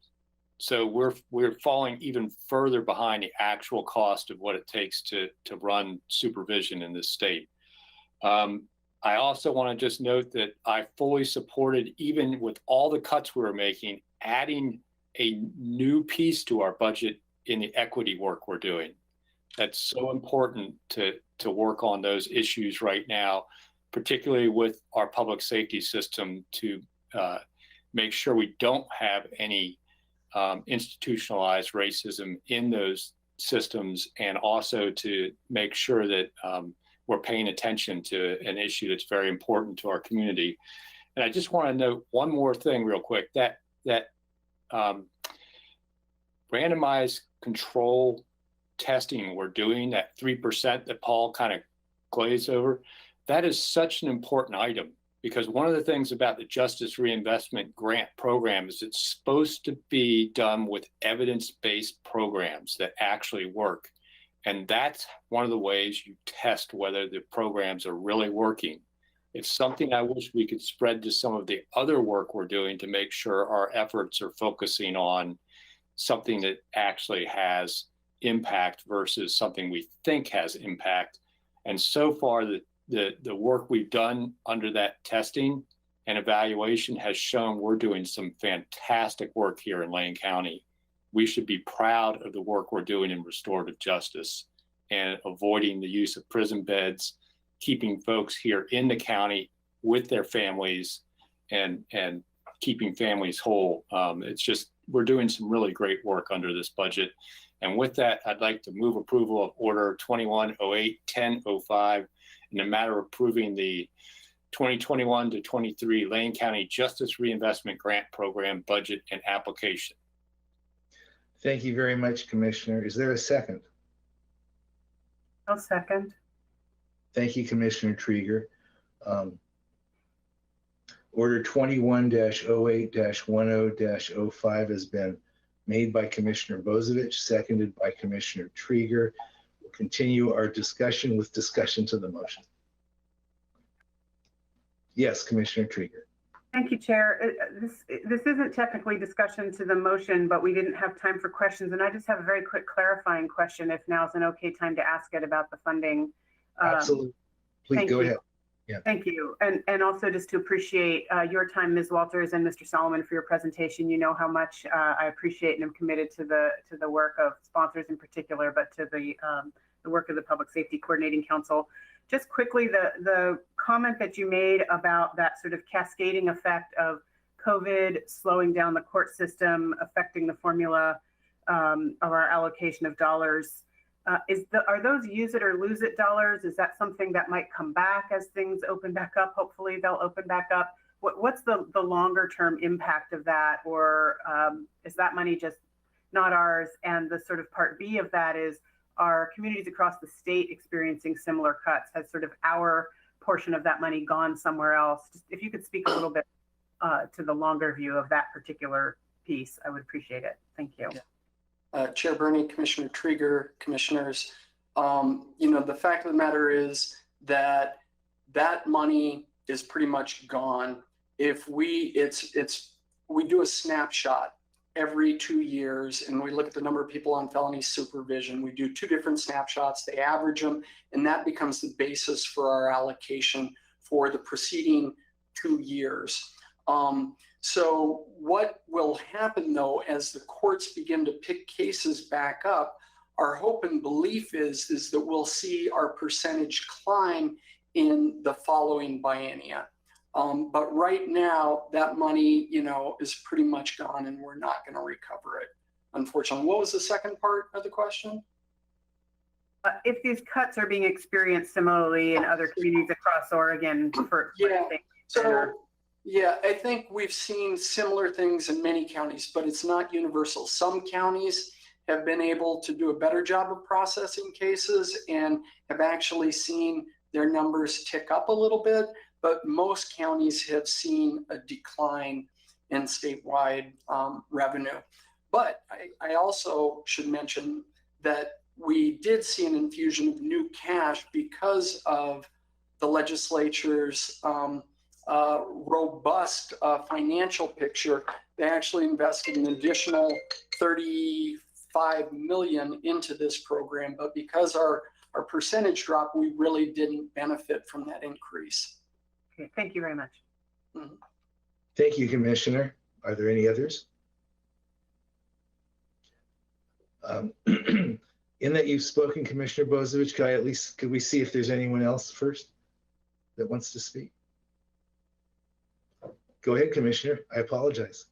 I just want to add a little clarity to what Paul said. Our court system stayed shut down longer than most other counties because we were left in extreme risk longer than most counties. And part of that was due to the amount of testing we do in this county and how we're doing numbers. Bless that. So, it's not just about, other counties came back open sooner as far as their courts, or didn't get closed down as long, which is how we lost ground percentage wise. Hopefully, as we start dealing with the backlog of cases, we'll gain back that percentage for the next biennium. But the biennium percentages are now set and they won't change. Thank you. I'm sorry. Go ahead, Paul. Just one last comment, Commissioner. Our apologies. We thought we had 30 minutes today. So otherwise we would have tried to tighten this up a little bit. Oh, listen, this is every subject we deal with is so critical. If anything, we feel bad that we can't give everyone more time. So accept our apologies. Are there any other commissioners that have a question or a comment on this motion? I have a question, and that is, as I understand this, and in full transparency, Commissioner Bozovich has been kind enough to give me remedial understanding of this. This really is a one-time shortfall, is it not? Well, okay. And didn't the state also get ARP money for one-time shortfalls? I just don't understand, I guess, and I'm not being rhetorical, I really don't understand why this shortfall is not something that might be considered from the state ARP money, as Lane County's money is so precious and small relative to the need. Has that been attempted, or is that simply out of the question? Well, as it relates to the Justice Reinvestment Grant Program, the state doesn't view this as a shortfall. They have historically underfunded this program since its inception. It was originally predicated on cost savings that were generated by having fewer people in prison. And we have shut down prisons in this state. We have stopped the construction of a new, very expensive prison. We have only gotten a fraction of those dollars allocated to this program. In every session, Commissioner Bozovich, myself, many others from across the system have advocated for additional funding, because these are the programs that have the biggest impact on our system in terms of reducing recidivism and reducing people going into the system. So it's, in my mind, it's a travesty that more money isn't allocated, but the state hasn't viewed this historically as being underfunded. Thank you very much. Mr. Solomon, are there any other questions or comments? If not, we'll have a vote at Order 21-08-10-05 in the matter of approving the 2021-23 Lane County Justice Reinvestment Act program budget and application, etc. has been made by Commissioner Bozovich, seconded by Commissioner Trieger. All those in favor, please signify by saying aye. Aye. Opposed? Let the record show that Order 21-08-10-05 made by Commissioner Bozovich, seconded by Commissioner Trieger, has been approved unanimously. Ms. Walters, Mr. Solomon, thank you very much. Thank you. Despite the fact that I see our attorney here, we are now going to recess from the Board of Commissioners meeting and reconvene the joint meeting of the Board of Health and Board of Commissioners. I believe we are on item, the emergency business item. Is that correct, Mr. Mokrahysky? Well, if you'd like to take, I'm not sure if you concluded the Q&A portion of item 3A, so we're certainly available to respond to additional questions related to the update. And then when you're done with those questions, we can move to the emergency business. Thank you. And I really need to say to Dr. Warren, to Dr. Ledke, and Mr. Adams, thank you so much for accommodating the hecticness of what we're all dealing with here. Are there any further questions as it related to the report we received on COVID-19 response and recovery? Yes, Commissioner Bozovich, you indicated you had some. Thank you. So I guess I'll just start out with a quick statement saying what a difference a week makes in the numbers. But,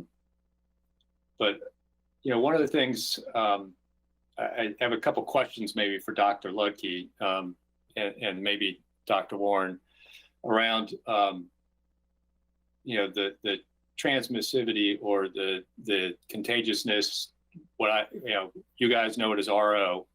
The original COVID had an RO that was estimated of about 3, where one person would give 3 other people the disease. And I'm seeing estimates of the Delta variant's RO at 8, just to give people an understanding of that magnitude and how that works almost exponentially.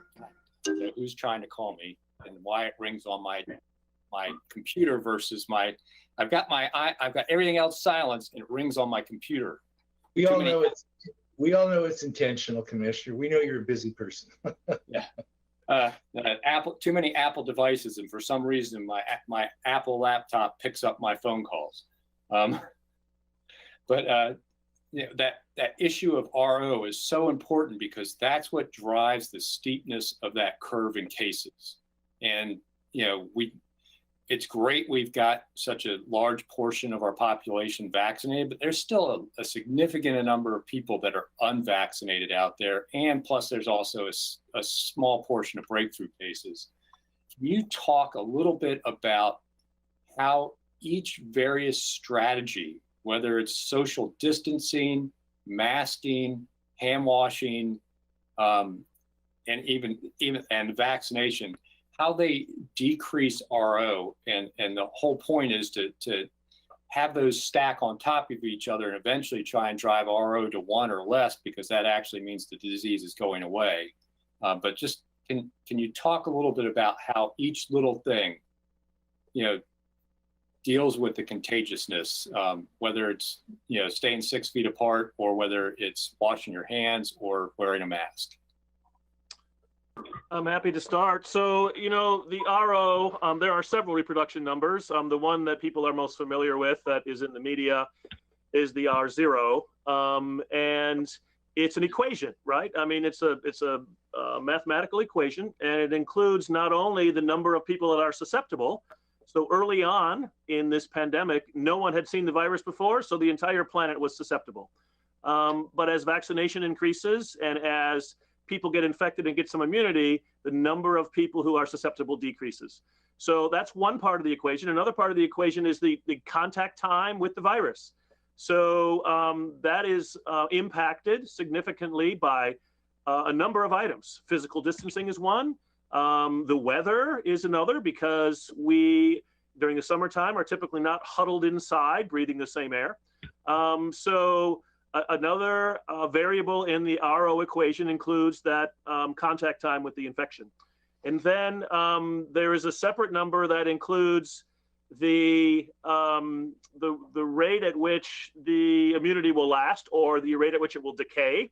And that, of course, is a number we don't fully understand. This is a new virus. We're hoping immunity from the vaccine lasts for a few years. Maybe it won't. So that is another one of the decay factors in that Y = X equation.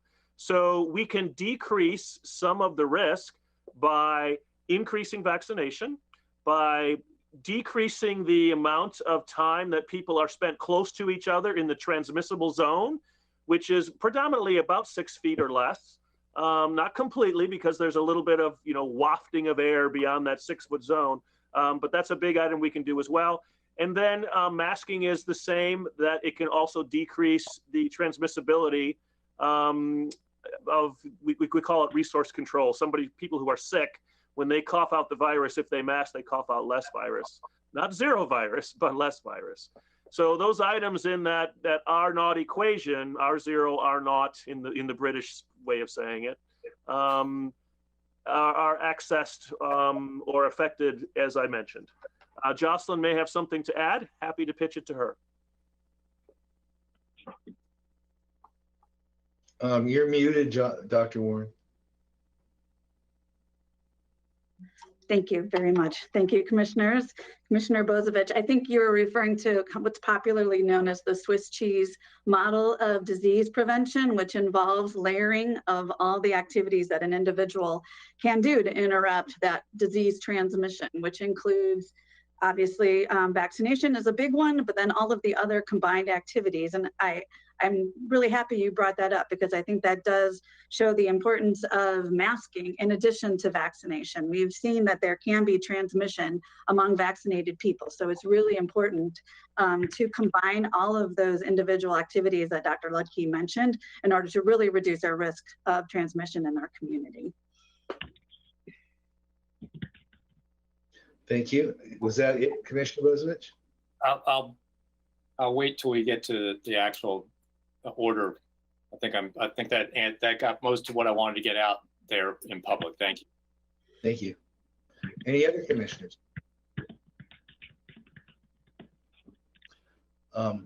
Seeing none, I guess I have two questions. One, is it true that Oregon is the only state that cannot or does not mandate vaccinations for its frontline healthcare workers? We are the only state that has a statute. I think you've heard me say this before. I don't make it a habit to memorize statute numbers, but this is the one Oregon statute number I know, ORS 433.416, that very clearly states, for the purposes of employment in certain employment sectors, vaccines cannot be mandated that are not already mandated by the federal government or the state.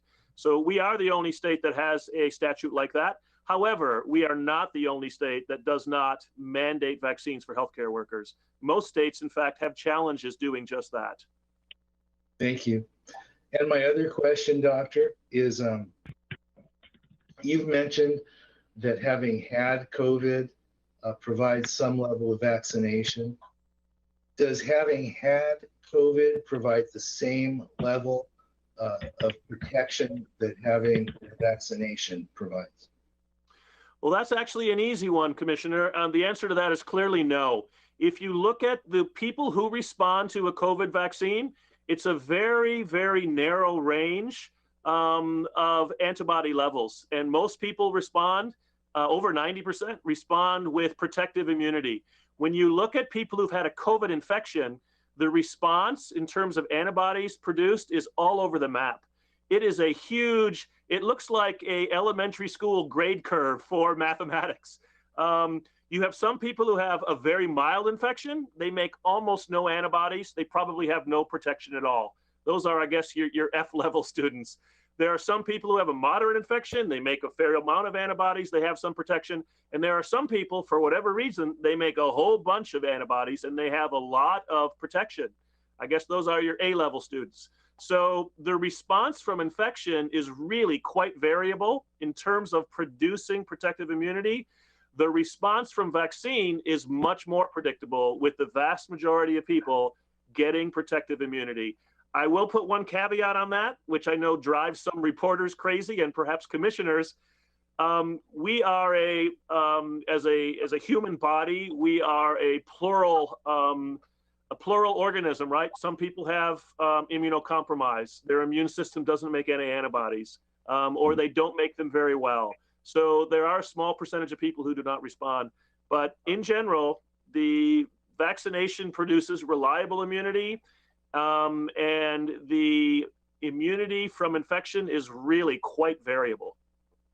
So even though that was such an easy question, I'm going to repeat your answer in my terms, because I am running into many, many people personally that believe if they've had COVID, they don't need a vaccine.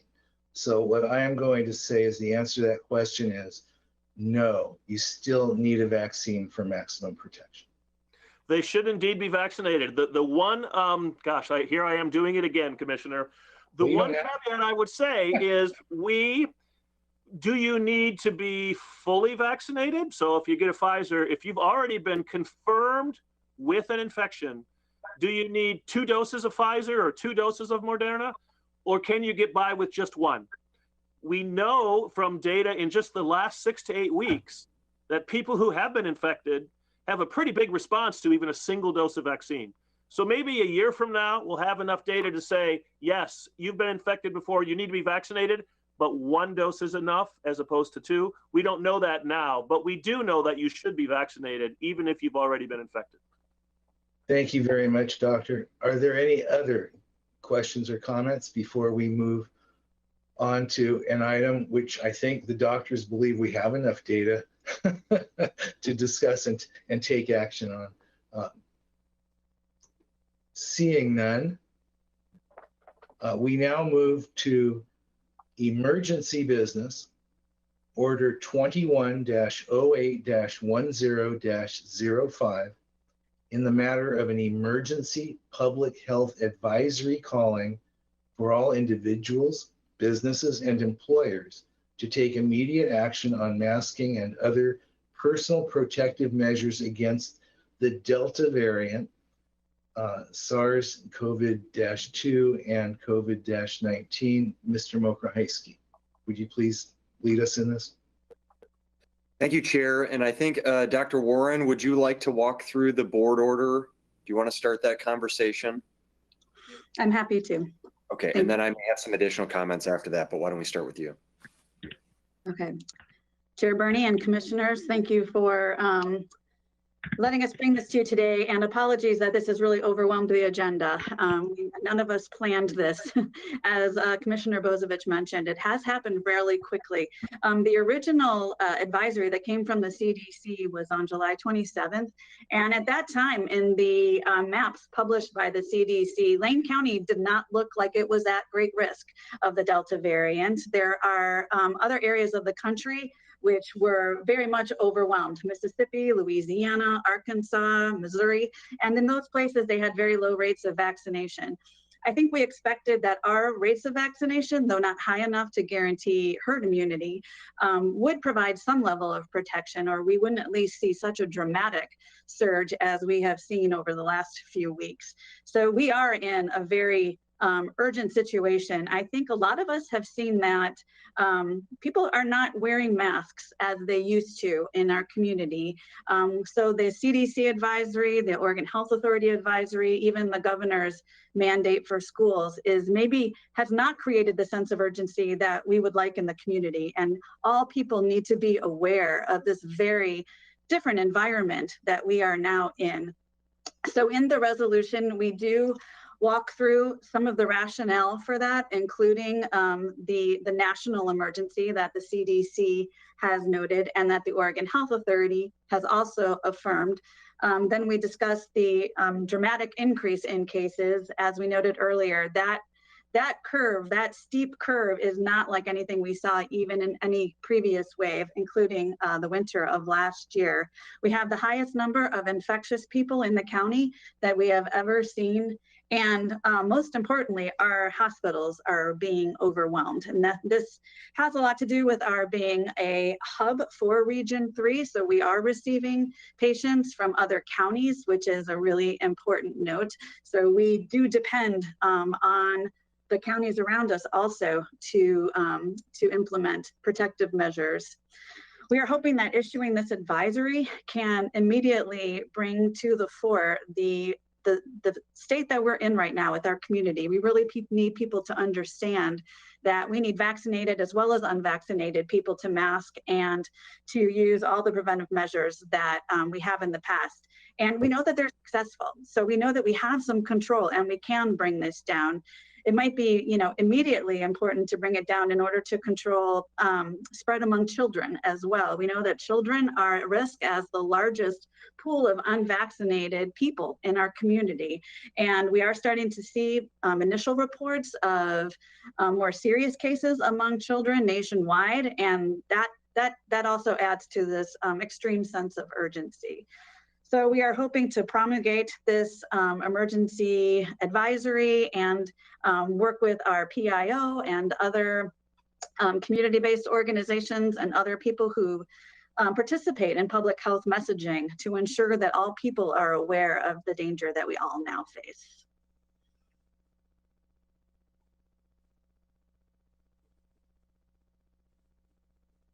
Okay, so Chair, and I welcome Mr. Adams or Dr. Ludke if they have additional. Let me just ask that Dr. Ludke or Mr. Adams, do you have additional comments you want to make about the board order?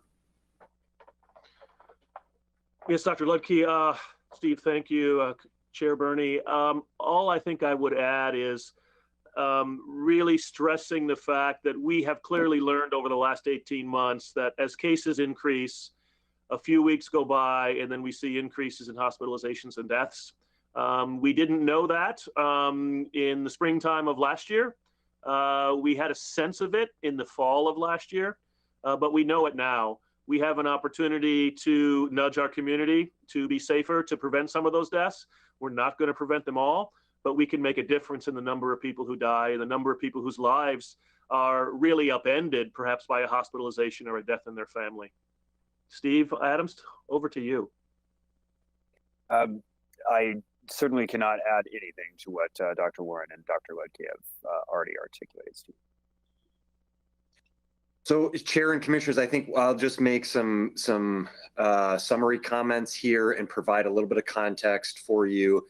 I wanted you to hear from our public health professionals first about the need, and you've heard a really stark warning, and I think our public health folks have talked about the last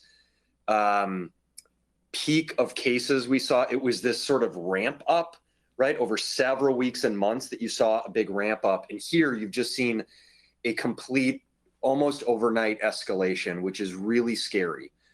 In many ways, much more scarier than the last peak that we had. So we've had a lot of conversations through this last weekend, and particularly yesterday in anticipation of this board meeting. This is the last board meeting for the next 2 weeks, and we knew that this was really an opportunity for us to bring the board a recommendation on what should we be doing as a community. We've tracked very closely what the governor and the state of Oregon has been saying about statewide requirements. We've tracked closely what Multnomah County instituted yesterday, which they're calling a mask mandate in Multnomah County. And I want to just make a couple comments about that and be very clear. And I will walk through just briefly some of the language that is being proposed in the board order itself.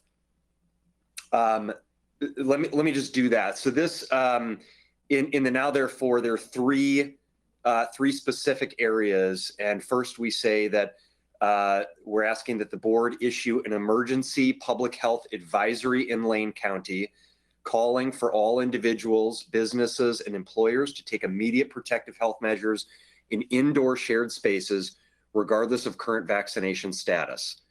And specifically then, in item 2, we say that the emergency public health advisory specifically calls for all individuals, businesses, and employers to ensure that indoor masking is adhered to for those older than 5 years of age, or for 2 and older if tolerated, regardless of vaccination status, that we maintain distance from individuals outside of our immediate households when inside indoor shared spaces, that we practice good hand washing and sanitation hygiene, and other relevant measures that are necessary to limit ongoing community spread and save lives in Lane County. We know that many people in our community have continued these practices. We all have examples of stories as we're out shopping and recreating, and there are many people that have been vaccinated and continue to wear masks when they're around others. And we want to encourage folks to continue to do that. And what we're doing here is really calling on individuals, our businesses and employers throughout the community to reinstitute those practices that we had in place to start to slow. It is really the only tool we have, other than continued vaccination of those who have not been vaccinated, to try to slow this really aggressive spread. And then that we, our Lane County Public Health, will use the urgency and speed that this matter requires to make sure that that we are, as a community, adhering to all of those things. So over the past couple weeks, you've had a lot of feedback from residents of the community, various individuals who've come forward and said either, please don't mandate mask wearing, or please do mandate mask wearing. And one of the things that we try to adhere to here in Lane County is really shooting straight and being very clear about what we can and what we can't do, what our authority is, and just being open and honest and transparent about that.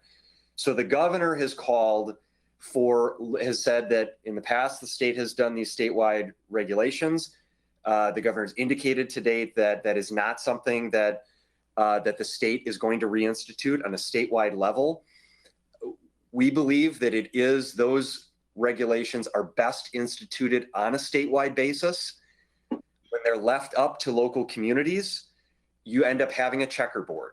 And inevitably that is what will result in this state, is we will have a checkered board of some communities that institute certain practices, other communities that don't. And so what it creates is a level of confusion about what regulations exist in different places. So we do call upon the state and we ask for that statewide requirement and regulation. I'll say the other thing is that the state has the ability to enforce. The state of Oregon has state agencies such as the Oregon Health Authority and OSHA, with which complaints can be submitted to those agencies, and enforcement capabilities exist. There are recourse mechanisms and accountability with which those regulations can actually be enforced in a reasonable way. Local governments do not have, and specifically in Lane County's case, we do not have an enforcement mechanism that is in place. In order to create an enforcement mechanism whereby you could actually have the ability to create a mask mandate or any other mandate that you would choose, in order to actually enforce that, you'd have to have a penalty of some kind. We don't have a local business license. We don't have a fine that exists with which to fine people if they're not following those rules. So that enforcement mechanism simply does not exist. You could, as the Board of Health and the Board of Commissioners, create those fines and those enforcement mechanisms, but it would take you no less than 2 weeks to do that. You'd have to adopt an ordinance. It requires 2 hearings. This is all part of the law that exists today. In order to create any local law that has those enforcement capabilities, it would take at a minimum 2 weeks. And I think you've heard from our public health officials here, Dr. Ludke, Dr. Warren, Mr. Adams, we don't have 2 weeks to create that framework. If you then create that framework, we also have to have the local staff that exist to go out and actually follow up on that enforcement. And I think you heard from our public health officials this morning that we have now nearly 1,000 infectious individuals in this community, highest number to my knowledge that we've had in the course of the pandemic. Our staff, the public health staff that we have available to do contact tracing is being limited because of the number of people that are infectious. They're limited to only contacting those in the most risky groups. So under 18 and 60 and older. So we already don't have the capacity to manage to do contact tracing for all of the people that are infectious, let alone have the ability to follow up on complaints about a mandate that potentially would be put into place. So I just wanted to share that because there's a lot of this dialogue floating around. And we have state officials saying, well, local governments should impose these mandates. And you have local individuals who are saying either do impose or don't impose a mandate. And what we're saying to you is we don't have the authority to impose a mandate in the time frame that we need to, or the ability to enforce a mandate on top of that. I'll additionally just share, because this has come up related to Multnomah County. In Multnomah County, they've stated that they've imposed, there's been an executive order by the chair of their board to impose a mask mandate, but they have no enforcement mechanism currently. They're developing the enforcement mechanism. They've said that their health department is currently finalizing its reporting and enforcement mechanism. And that information, once it's developed, will be posted online. That violators could face a warning or a fine, but that isn't currently in place. So I just want to be very clear. And what we're trying to say is we don't want to play games with language and call something that it is or it isn't. What we're doing here with this public health, this emergency public health advisory, is sending a message to individuals, to businesses, and to employers throughout Lane County, calling on everyone to adhere to the same practices that we have adhered to, that we know work. We're asking businesses to reinstitute, calling on businesses and employers to reinstitute those masking protocols for indoor shared spaces, and for all individuals in our community to adhere to that. So I'll stop there. Happy to answer any questions, and we'll turn it back over to you, Mr. Chair. Well, commissioners, it's very clear that the leaders of the county's public health apparatus are unanimously and passionately recommending that we approve the issuing of an emergency public health advisory. Are there comments or questions? Yes, Commissioner Trieger. Thank you, Chair. First, I'll start by saying I'm fully in support of this order and this advisory. And I want to really appreciate staff, leadership, and the agenda team for accommodating my request to have us address COVID as the Board of Health moving forward, starting with this week. So thank you for that. And I think this presentation and the conversation and this advisory we're considering are perfect illustrations of why I asked that we do that, and the importance and the impact and the resources that brings to bear when we do so. So thank you for that. I also wanted to have two things. One is I want to know what, if anything, we can do to support our public health team in our absence next week as we're down and aren't meeting. Should something come up, if there's something we can do for the county administrator or our public health leadership, if there's any action that needs to be taken next week when we don't have a meeting scheduled. And for now, finally, what I want to ask is if it would be helpful to do this, I will put it under new business when we get to that, which is, would it be helpful to have a letter drafted, if my colleagues would support such a thing, on behalf of this board to the governor, urging her to reconsider a statewide mask mandate? I think what County Administrator just outlined for us as to what it means to have the authority to do such a thing, and the difference between the local level versus the state authority, could not make more clear that for any community members who have reached out to us, and there are a lot of you, wanting us to impose a mask mandate. Our administrator just clearly outlined why that really needs to come from the state if it's to happen at all and to have any teeth and any accountability behind it. So if we think it would be helpful or impactful to have a letter from this board urging the governor to take that action, I would be happy to make that request under assignments later in our meeting.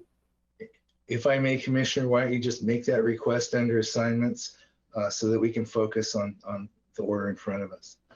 But just thank you. Any other?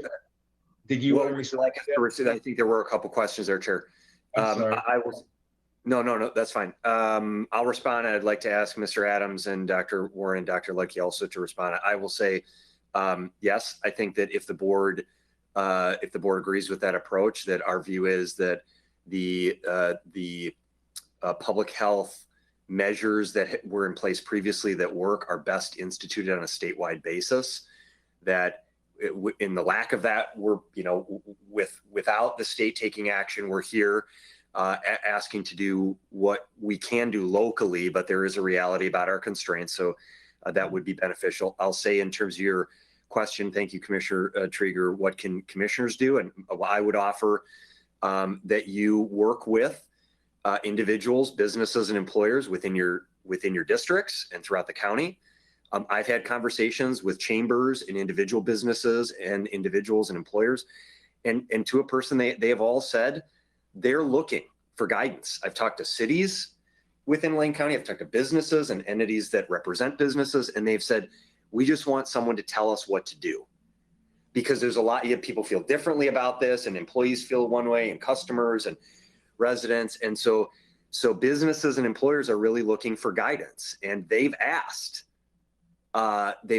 me to ask you to provide that level of clarity and certainty. If the state won't act, if the board can do whatever it can do to send that message. So if the board takes this action today, then that you also reach out to the folks in your districts, in your community, to reinforce that and to share that information publicly. So I'd like to ask Mr. Adams, Dr. Warren, and Dr. Ledke if they have additional thoughts on both of those questions.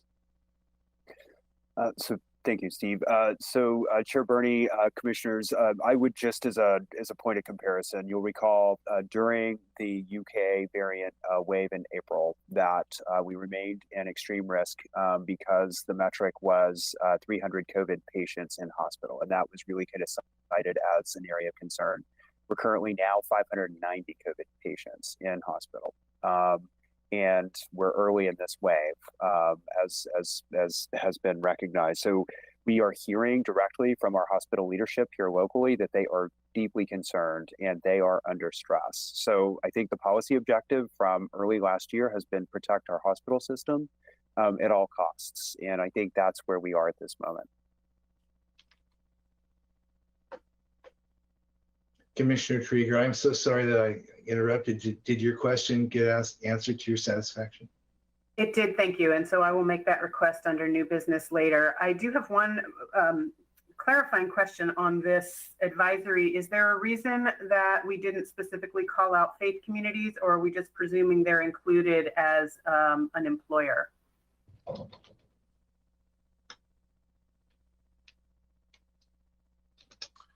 That's a good question. I can take a stab at the first. There's not a reason that they're not specifically noted. I think that we tried to be encompassing to say that it's the responsibility of individuals, every one of us in the community, to participate, as well as for businesses, employers to enact, to make those requirements for their customers and their employees. In Lane County, as an employer and a public service provider, we have instituted this practice. We are requiring face coverings within our facilities. We're asking everyone throughout the community to do the same. So if the board feels like, and I would maybe ask, I don't know if there's, if our public health folks have any comments about that, or our county council as it relates specifically to faith-based. I would look and say that I think the board order does cover faith-based organizations, but I'd welcome other feedback. My concern is just because they are so specifically often indoors, people in close quarters, and with and singing and doing other activities that just very, very specific to that that particular sector. So.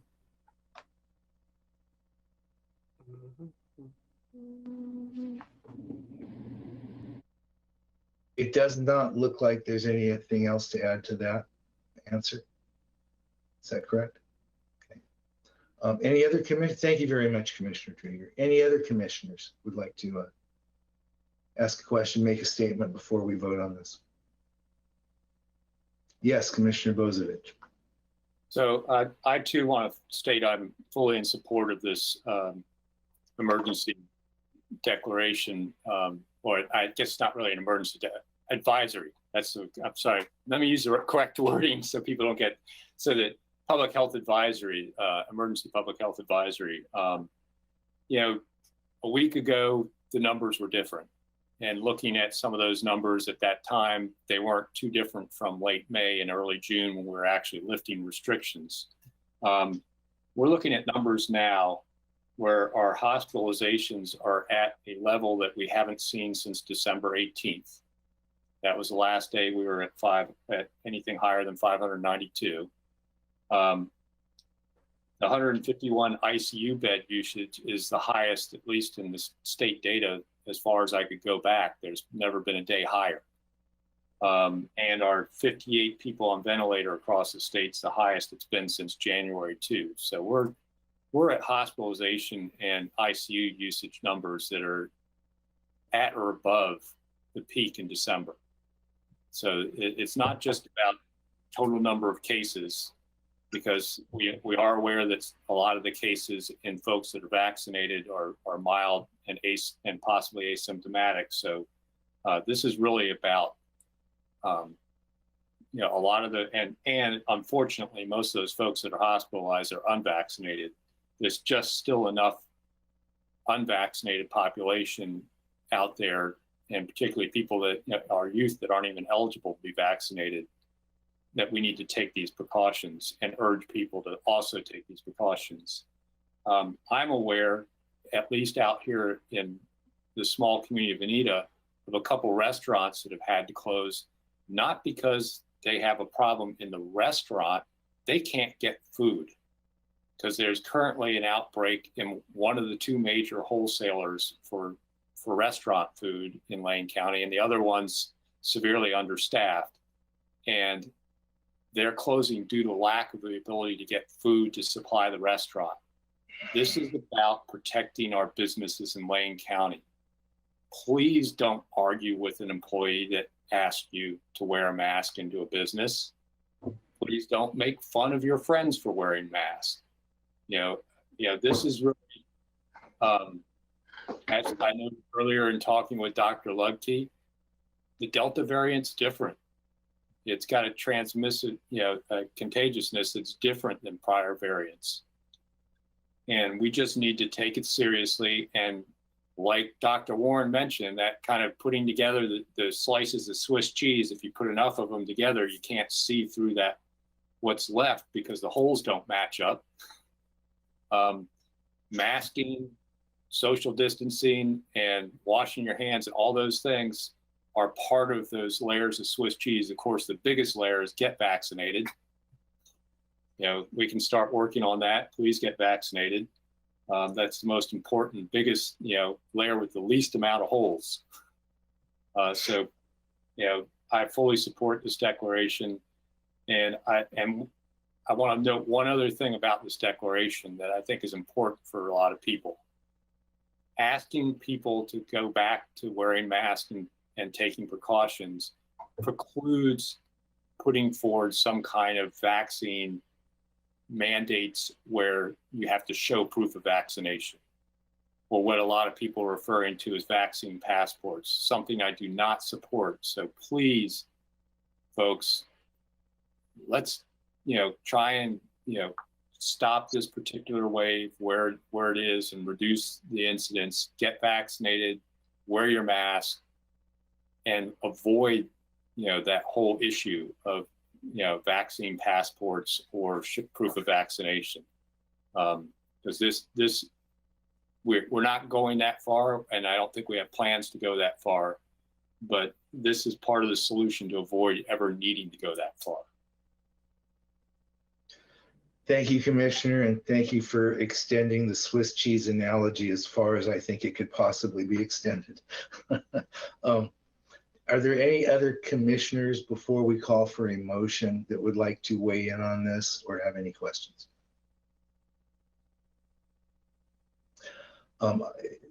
Commissioner Trigger, I'd like to weigh in, and I will call on you. Doctors, Steve, let me get this straight.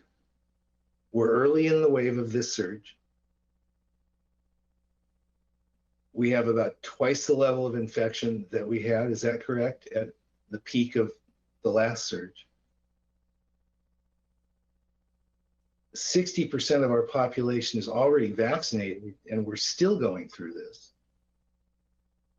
Our hospitals are stretching now. Is that correct so far? Thank you. I'm gonna let the record say, yeah, we're correct so far. It seems to me that in addition, I'd have to say, yeah, I'm going to share something real personal. Yesterday was my son's 32nd birthday. Yesterday was the due date for their first child. The amount of restrictions now placed on these two, they have not yet delivered. The amount of restrictions placed on these two, nobody can visit them in the hospital. I mean, we don't have, my wife and I had to retake our TDAPs just to be able to see the infant in the first 2 months. It's unbelievable. I, for one, and of course, the people at most risk fall into categories that, again, are part of our family. Our granddaughters are under 12, and I'm over 65 with underlying chronic conditions. And yet, not knowing the severity of this, like you, Dr. Ledke, right? You came here after a family reunion. Last weekend, not at my gym, I'm at least twice the age of most of the people that go in. And over the weekend, I'm the only person wearing a mask in that gym. Over the weekend, I went to a wedding. My wife and I were there outdoors, but there were 250 people at the wedding. Getting back to life as normal has been so refreshing and relieving. But here we are. And it seems to me that what we're trying to do is keep everything open. Is that not correct also? We are trying to keep everything open. Venues for events, gyms to work out at, businesses to continue doing business as best they can, given the supply chain interruptions, one of which Commissioner Bozovich referred to. Going to weddings, visiting family. I still want to see this child when it's born, and it's been such a relief to see my other grandchildren. So my belief is that this date, we can't close down. We can't close down. And if we're not going to close down, this data, in my mind, compels all of us, not some of us, all of us, for the sake, to abide by this advisory if we approve it. We've done it. I don't want to be holed up in my house again. To really abide by this for our health, for our community's health, for our neighbors' health. We've done it before, and damn it, I don't want to do it again, but it looks like we have to do at least part of that again. And that's all I can say. It's clear that this is a surge of the unvaccinated by and large, with all the nuances, but still, nonetheless. And yet still, we're all being asked to do this. So I'm encouraging it. We're encouraging vaccination. And I want to share one other thing. At best, Steve, at best, no matter what we do, we're still a medical center. if we still have this checkerboard and people are coming into Lane County medical facilities because they need attention, we still are going to be under siege, under surge. And so that begs what Commissioner Traeger will bring up later. It begs a common approach to this. And I want to share, lastly, I'm sorry, I didn't mean to ramble. I'm usually good at this. I apologize. But earlier this week, I was on a quarterly meeting with all board chairs in the state of Oregon and the governor. And I didn't realize the significance of late last week. I didn't realize the significance of what was going on, the numbers that we're seeing. And the governor started the meeting by simply saying, okay, we're having a surge. What are you doing about it? And I was almost at a loss. What are we doing about it? So now I understand the statement, and I hope we can make the same question of the state. But I absolutely support this. I don't want to close down. I don't want to go through what we have. We can avoid doing that. So I thank you all for bringing this to our attention. And I thank you for Steve for clarifying the difference between a mandate and an advisory, and the difference between issuing words because we have strong feelings and what we actually have the capacity to enforce. Forgive me, I'm done. I thank you for allowing me to say that. Commissioner Traeger, I believe you have a motion. Thank you, Chair. I do. I'd like to call the motion, the resolution and order number 21-08-10-06 in the matter of an emergency public health advisory calling for all individuals, businesses, and employers to take immediate action on masking and other personal protective measures against the Delta variant SARS-CoV-2 and COVID-19. Thank you, Commissioner. I'm going to clarify one thing before there's a second. It's actually order 21-08-10-05, not 06. Oh, my apologies. If Ms. Jones can confirm, I thought I was looking at the most recent order number that she sent out. Chair Burney and Commissioner Traeger, you are correct, Commissioner Traeger. It is 21-08-10-06, and an update had been sent out a little bit ago. Thank you. Well, damn, I'm 0 for 1. Okay, is there a second? I'll second.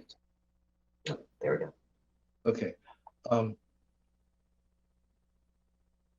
Order.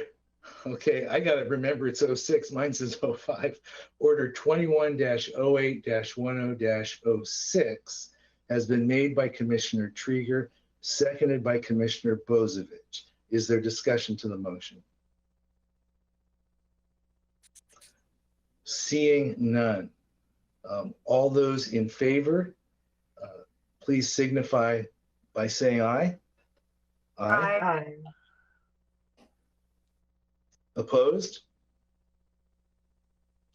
Let the record show that order 21-08-10-06 in the matter of an emergency public health advisory calling for all individuals, businesses, and employers to take immediate action on masking and other personal protective measures against the Delta variant and COVID-19 has been passed unanimously by this body 5-0. Thank you, doctors. Thank you, Steve, for your time. We're onward. Thank you. I am now adjourning. Bear with me.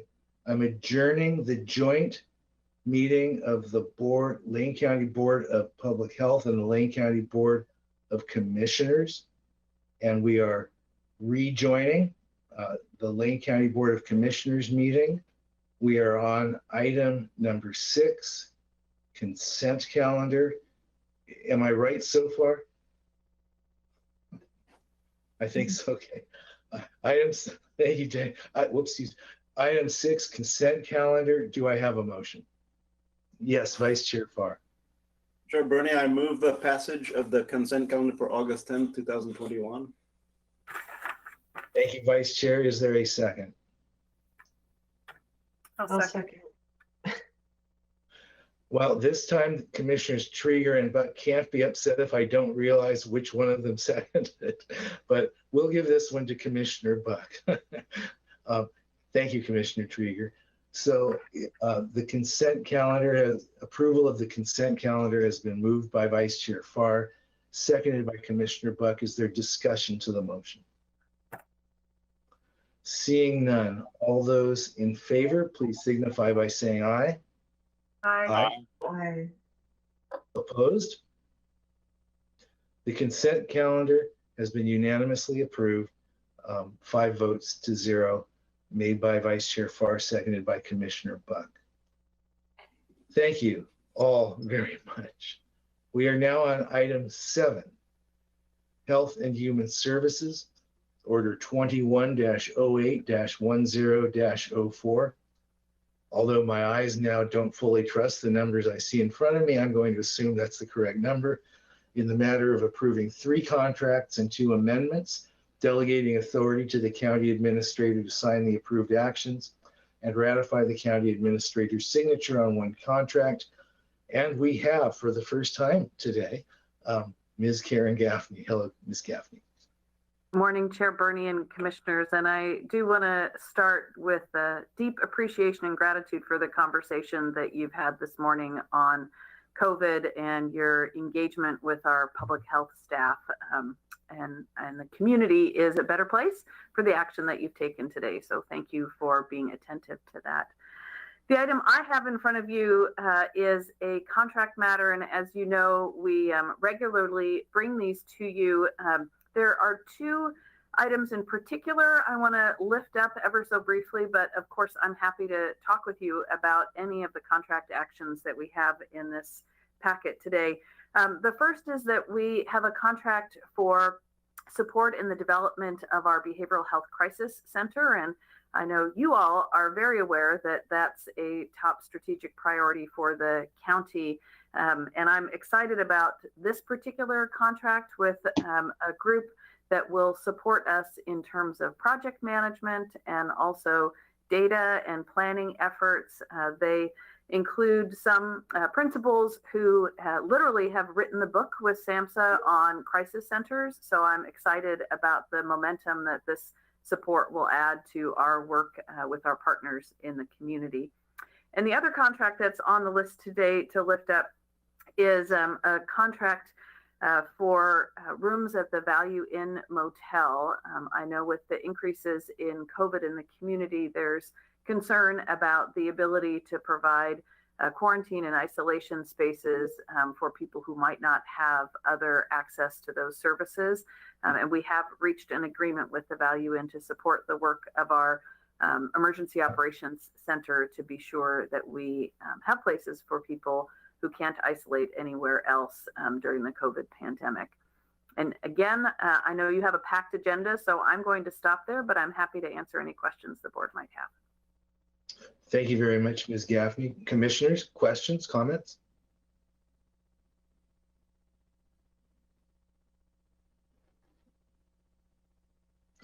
Well, Ms. Gaffney, you get the award. You're the first person that has made us speechless in your presence. If there are no questions or comments, is there a motion? Chair Bernie. Yes, I'm sorry, Vice Chair Farr, forgive me. Thank you. I move Order 21-08-10-04 in the matter of approving 3 contracts and 2 amendments, delegating authority to the county administrator to sign the approved action and ratifying the county administrator's signature on 1 contract. Thank you, Vice Chair. Is there a second? I'll second. Just trying to keep things moving here. I was kind of hoping you and Commissioner Trieger would second in unison. Thank you, Commissioner Buck.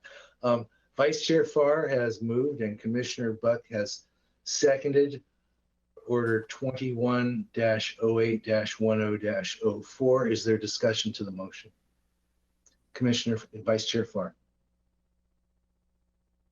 You're muted, Commissioner. One short sentence. Thank you for the continued work on the Crisis Center, Ms. Gaffney, and pass that thanks along to the entire staff that is so dedicated to that. Thank you, I will. Thank you very much, Vice Chair. I believe you speak for all of us, so thank you so much. Any other comments or questions?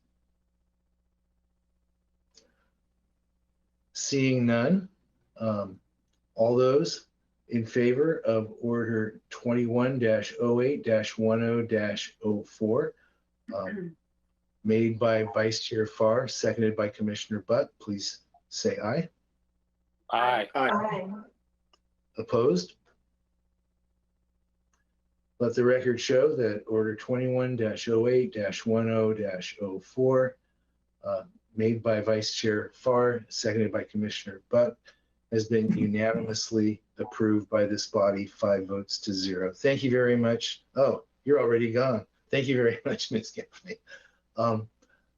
I believe, and only Steve Mokrahysky is allowed to yell and interrupt and correct me, but I believe we are now on item 8B, County Administration announcements. Is that correct? And are there any announcements? That is correct. I'm going to save you some time. You've heard enough from me today, and you still have a number of items to take care of, so no announcements from me, Chair. Thank you very much. And I know, Mr. Dingle, you were just chomping on the bit to talk to us earlier. So we're delighted to see you. We are now on item 9, County Council. Any announcements, Mr. Dingle? Chair Bernie, no announcements. I think that then brings us to 9B, which, oh, forgive me. Hold on a second here, if I may. This is the time to set a first reading and schedule a second reading and public hearing for ordinance 21-06 in the matter of amending Lane Code Chapter 6, adopting a fireworks ban and other restrictions during declared fire emergency and setting a second reading and public hearing. Mr. Dingle, before I ask for discussion, would you like to review this with us? Chair Bernie, yes, and Board of Commissioners, very briefly there, I know the board has received a large number of emails and whatnot urging the board to adopt the fireworks ban. Just to recap where we went with this, it's been suggested, and one of the problems in the past has been trying to get this through before the 4th of July. So we came up with, at the suggestion of Commissioner Buck, a very creative way, which as I indicated in other comments on this, is being looked at statewide, which is basically to use the trigger of the beginning of fire season, which would automatically impose these restrictions and limit the use of fireworks. The two things I really want to point out are, number one, the decision points really for the court or for the board, I think, are whether you want to ban, and I've listed them all on purpose because if they drop off, we would not need to have another reading, but there's basically the different activities that you can do with fireworks. We all know about setting them off and using those. That would be the use or discharge. The other two big categories are sales, and the other one is manufacture. And again, I think I mentioned during the last board meeting, I did some quick checking and found out that because the issue of tannerite had come up, I found out just by going to their website that apparently they do sell fireworks, not retail fireworks, if you will, but the type that appear to be the aerial ones that are actually manufactured according to their website in China, and then they sell them here. So that's really all I have. The other piece, I guess, was that to make it clear, because I did get a phone call and I did speak with I believe her name was Ms. Frank. She also offered testimony this morning. And I think she asked a question I'm sure is on the minds of other folks. This is intended to apply in unincorporated Layton County. The thought would be that we were, just like we did with other ordinances, we seek the voluntary, it's been the history of the board to seek the voluntary cooperation of incorporated areas. So the thought would be that this would be adopted by the board. It would be used as a template. We would then approach incorporated areas and ask them to adopt an ordinance in their applicable in their jurisdiction that mirrors the county's or template. That's all I have, unless the board has a specific question. And I believe it already says in the thing that the specific, and I want to emphasize this for the public hearing on this would be August 24th at 1:30 at a time certain. And again, this question has come up. If you have specific testimony that you would like to offer in support or in favor of the ordinance, that is done at that time certain time at 1:30 when Chair Bernie will open up a public hearing, as opposed to the general public comment period that opens every meeting. And forgive me, Mr. Dingle, but I believe you said people can make public comment in support or in favor of. Does that mean anyone that's against this cannot make public comment, or was that just? Oh, I'm sorry. I'm sorry if I said in support or in opposition. I did not mean that. I misspoke. No, everybody's free to offer their opinion, no matter what it is. I just wanted to emphasize to folks, if they want their testimony to be a part of the record and part of the public hearing, it needs to be at the 1:30 public hearing that you'll open on that date, as opposed to the generic public comment period that happens at the beginning of every meeting. Apologize for the confusion. Oh, no. Listen, I just, I've been smacked over the wrist that what's recorded is on the record and we have to be precise. So thank you very much, Mr. Dingle. Are there any, is there any discussion or questions for Mr. Dingle? Yes, Commissioner Bozievich. So I just want to clarify something. Municipalities under Oregon law, they have the ability to ban the use and discharge of fireworks similar to our power. Is that correct? Chair Bernie, Commissioner Bozievich, that is correct. Okay, I just want to make sure. So that under local control, they have the ability to do that. In fact, the city of Eugene has an ordinance that limits the time periods that they can be used and discharged. And in fact, this last year banned them from one area of Eugene as an example of municipal ability to control this.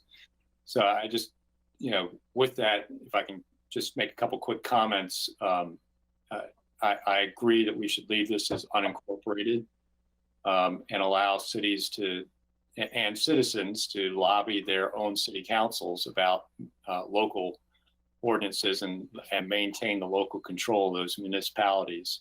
I would encourage them to maybe take a similar stance. I would also request that as we do this first reading, that we eliminate the word manufacture sale from the lane code and the ordinance, and we just stay with use and discharge. Manufacture is usually highly regulated and done under state fire marshal, OSHA, and many other, including alcohol, tobacco, and firearms folks at the feds. So that it's not necessarily an issue.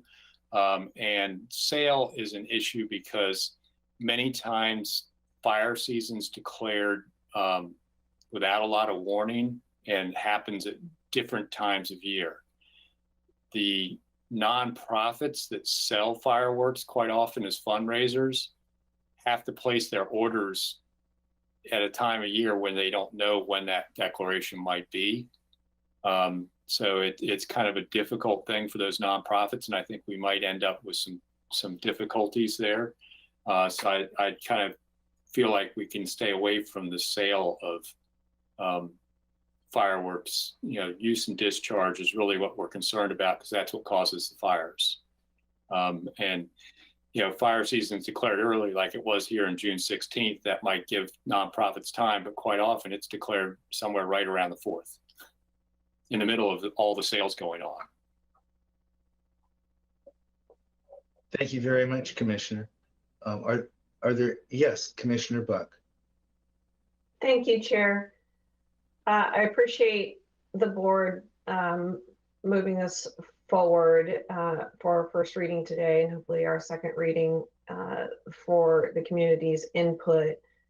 I would recommend that we keep the language as is currently stated in the reading here for us to do. I understand the argument for the sale and manufacturing But the reality is currently in the Middle Fork complex, there is a facility very close to a fire. And that is a major concern for me. And it is for the community as well. So it is an absolute issue as we move forward.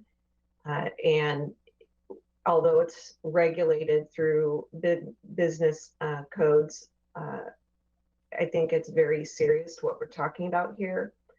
In addition to, fireworks as igniter for fires during fire season and a drought like we're seeing today, I want to just make the public aware that it's not the only thing that starts fires.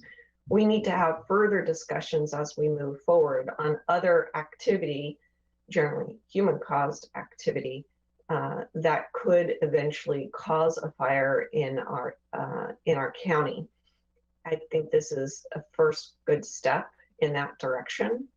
A fireworks ban in this sense will give us a security to those that live in these rural communities, but it also will provide that overarching leadership that we want to show the rest of our cities in our county. I urge passage and moving forward to the second reading as currently stated. Thank you, Chair. Thank you, Commissioner. Are there any other Yes, Commissioner Trieger. Thank you, Chair. Very much appreciate Commissioner Buck's comments, and so I'm going to sort of piggyback on them a little, and then I have a question for County Council.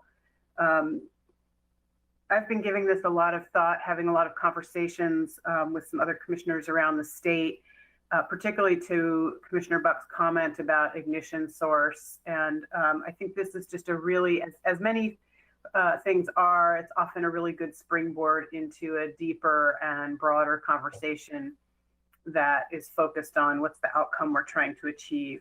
So I'm fully in support of this ordinance exactly as it's written. And I'll say why as written will become clear when I ask my question. But also just want to flag for my colleagues that when we do the second reading in the public hearing, I'll have a little more to say about some of what I've learned from other communities that gets at this broader issue of fire prevention and what we could be doing. And we'll also have a staff, a request for an assignment at that time to help us move forward on doing everything we can to prevent future fires in addition to and alongside this ordinance. So my question for County Council is, if this is only applying to the unincorporated parts of Lane County, is there any reason not to leave manufacture and sale in, even, notwithstanding Commissioner Bozovich's concerns, the tannerite, for example, is not located, is it located in an incorporated city or in an unincorporated Lane County? My understanding is it's within city. And similarly with sales, I'm not sure that there's such a number of organizations setting up sales in unincorporated Lane County that they would be particularly impacted by us leaving this ordinance wording exactly as it is presented to us today. Chair Bernie, Commissioner Trieger, I'm not sure exactly where the tannerite facility is located. I did want to make clear, because of one of the comments that Commissioner Buck made, remember, this does not prohibit the possession of these items. So again, they could be manufactured and sold, like I believe we decided established at the last board meeting that fire season was declared on June 16th. So up until June 16th, had this hypothetically been in effect, those activities could have taken place legally under the ordinance. I just want to make that clear. This does not ban the possession of those items. I should say, except again, when you look at the definition of fireworks, there are obviously illegal fireworks that are prohibited by state statute from being possessed. Does that answer your question, Commissioner? Yes, except the specificity of whether, since tannerite's being called out specifically, whether it's within an incorporated city or not. And the sort of follow-up, if we know, is do we already have anything on the books that's, Tannerite is manufacturing legally, and as Commissioner Bozovich pointed out, under all sorts of constraints by other regulatory agencies. Similarly with sales, is there any such thing as, other than the fireworks themselves being not legal, sales being not legal? In other words, we don't have to call out that this is banning the legal sales, because obviously illegal sales are already illegal. But is there such a thing, since we don't have business licensure and so on? Is there anything we need to do? Again, given that it's only unincorporated Lane County, I can't imagine there's much of those activities happening in the jurisdiction. Chair Bernie, Commissioner Trigger, I think I understand your question. The sale of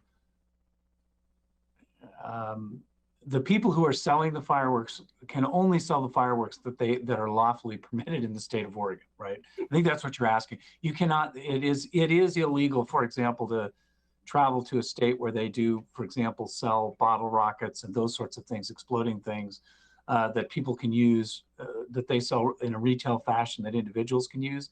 That is illegal under state law to purchase or bring those types of items into this state and sell them. So I don't think that does not require any additional action. This would prohibit the sale of all fireworks, including those that are otherwise legal under Oregon law. And isn't there also already a prescribed period of time in which sales can happen legally?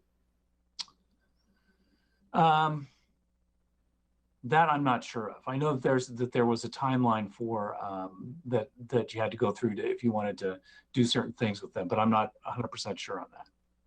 Okay. Well, I'll just restate, I'm fine with the ordinance exactly as it's written, since it only applies to unincorporated Lane County at this time. Thank you. Thank you, Commissioner. Are there any other commissioners that would like to ask a question or make a statement?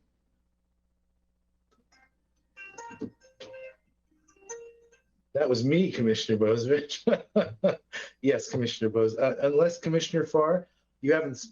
Okay. Yes, Commissioner Bozovich. So, one, Tannerite's an unincorporated Lane County. Apology there. I think at one time there was a proposal to put that in Springfield GGB, but it's still unincorporated. The manufacture and sale issues, if it's included, I'm going to have to vote against the ordinance. One, I believe it's a takings issue, and we'd be setting ourselves up for legal action. Two, the ignition issue, I agree with. We should be looking at the things that are public use restrictions that come into play as soon as fire season's declared. And what people don't realize is 75% of our county is already covered by those restrictions, unincorporated Lane County. And you can't set off fireworks in most of Lane County right now as it is. There's a very small wedge of the valley that's not covered, mostly north of Eugene in the Coburg and Junction City areas. But there are other various ignition sources that are also under control, like campfires and all that stuff. The use of campfires is illegal out in the woods now, but we don't ban the sale of firewood or the manufacture of firewood. There are also many other products manufactured in this county that are explosive and fire hazards all around the county. We don't stop, the use of propane gas tanks. We don't stop the use of fertilizer in the county during fire season, or the storage and all. So yes, there is some concern maybe with a fire, but it could be something as simple as Sure Crops facility out there near Junction City with thousands of pounds of nitrogen fertilizer stored there. There's still other items, and like all those other items, if they're hazardous, there's many regulatory issues about how you store them and how you prevent fires and ignitions for those hazardous materials. So I really urge the board, to remove the manufacture and sale from this ordinance. The use and discharge is really what we're trying to get at, which is the ignition issues. And I believe that we get at those with the use and discharge. And I'd be fully supportive of expanding this ordinance at a later date to include other items that are public use restrictions during fire season in ODF protected lands. Thank you, Commissioner. Are there any other commissioners that would like to weigh in? Yes, Vice Chair Farr. Thank you, Chair Bernie. I listened very seriously and carefully to Commissioner Bozovich's concerns and objections. I understand them. This is the first reading, and I would urge any further comment to come out during the public comment session at the second reading. Thank you, Vice Chair. I also actually understand the logic that Commissioner Bozovich is advocating for here, although it's not enough for me not to want to approve this ordinance and move it forward for a public hearing.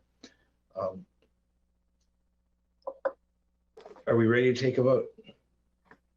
Is there a motion? Commissioner Buck. Thank you, Chair. I move approval of the first reading and setting the second reading and public hearing for ordinance 21-06 in the matter of amending Lane Code Chapter 6 to adopt a fireworks ban and other restrictions during a declared fire emergency. And that will be set on August 24th, 2021 at 1:30 time certain. Thank you, Commissioner. Is there a second? I'll second. Okay. Ordinance 21-06. It has been moved that we, forgive me, it's a long morning. Yeah, in the matter of amending Lane Code Chapter 6, adopting a fireworks ban and other restrictions during declared fire emergency, and setting a second reading and public hearing for August 24th, has been moved by Commissioner Buck, seconded by Commissioner Trieger. Is there discussion to the motion? Seeing none. All those in favor, please signify by saying aye. Aye. Aye. Opposed? Nay. Let the record show that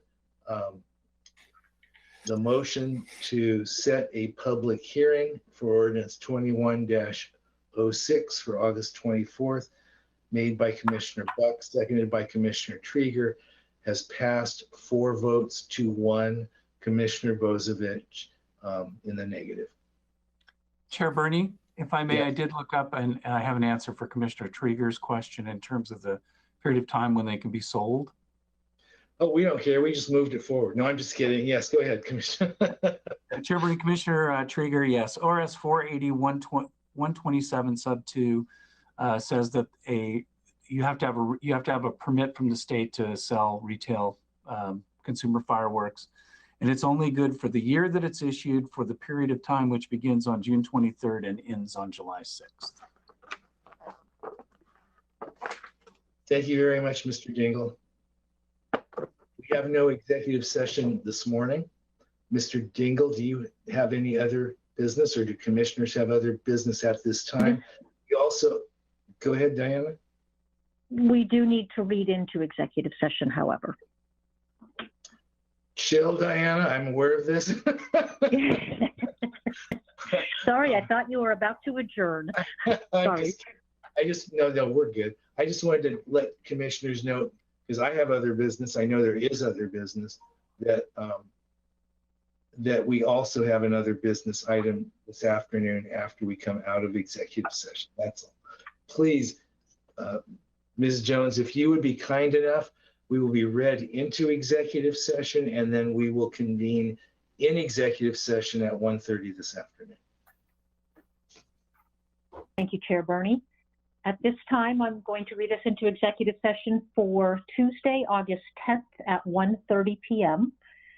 The Board of County Commissioners will meet in executive session to consider the employment of a public officer, employee, staff member, or individual agent, and to conduct deliberations with persons designated by the board to negotiate real property transactions. This executive session is held pursuant to ORS 192.660 2A and E, which allows the Board of Commissioners to meet in executive session for the purposes listed. Representatives of the news media and designated staff shall be allowed to attend the executive session. All other members of the audience are asked to leave. Representatives of the news media are specifically directed not to report on any of the deliberations during the executive session, except to state the general subject of the session as previously announced. No decision may be made in executive session. We reserve the right to come back out into public session should the need arise. Thank you very much, Ms. Jones. Thank you, commissioners. We will see you in executive session at 1:30.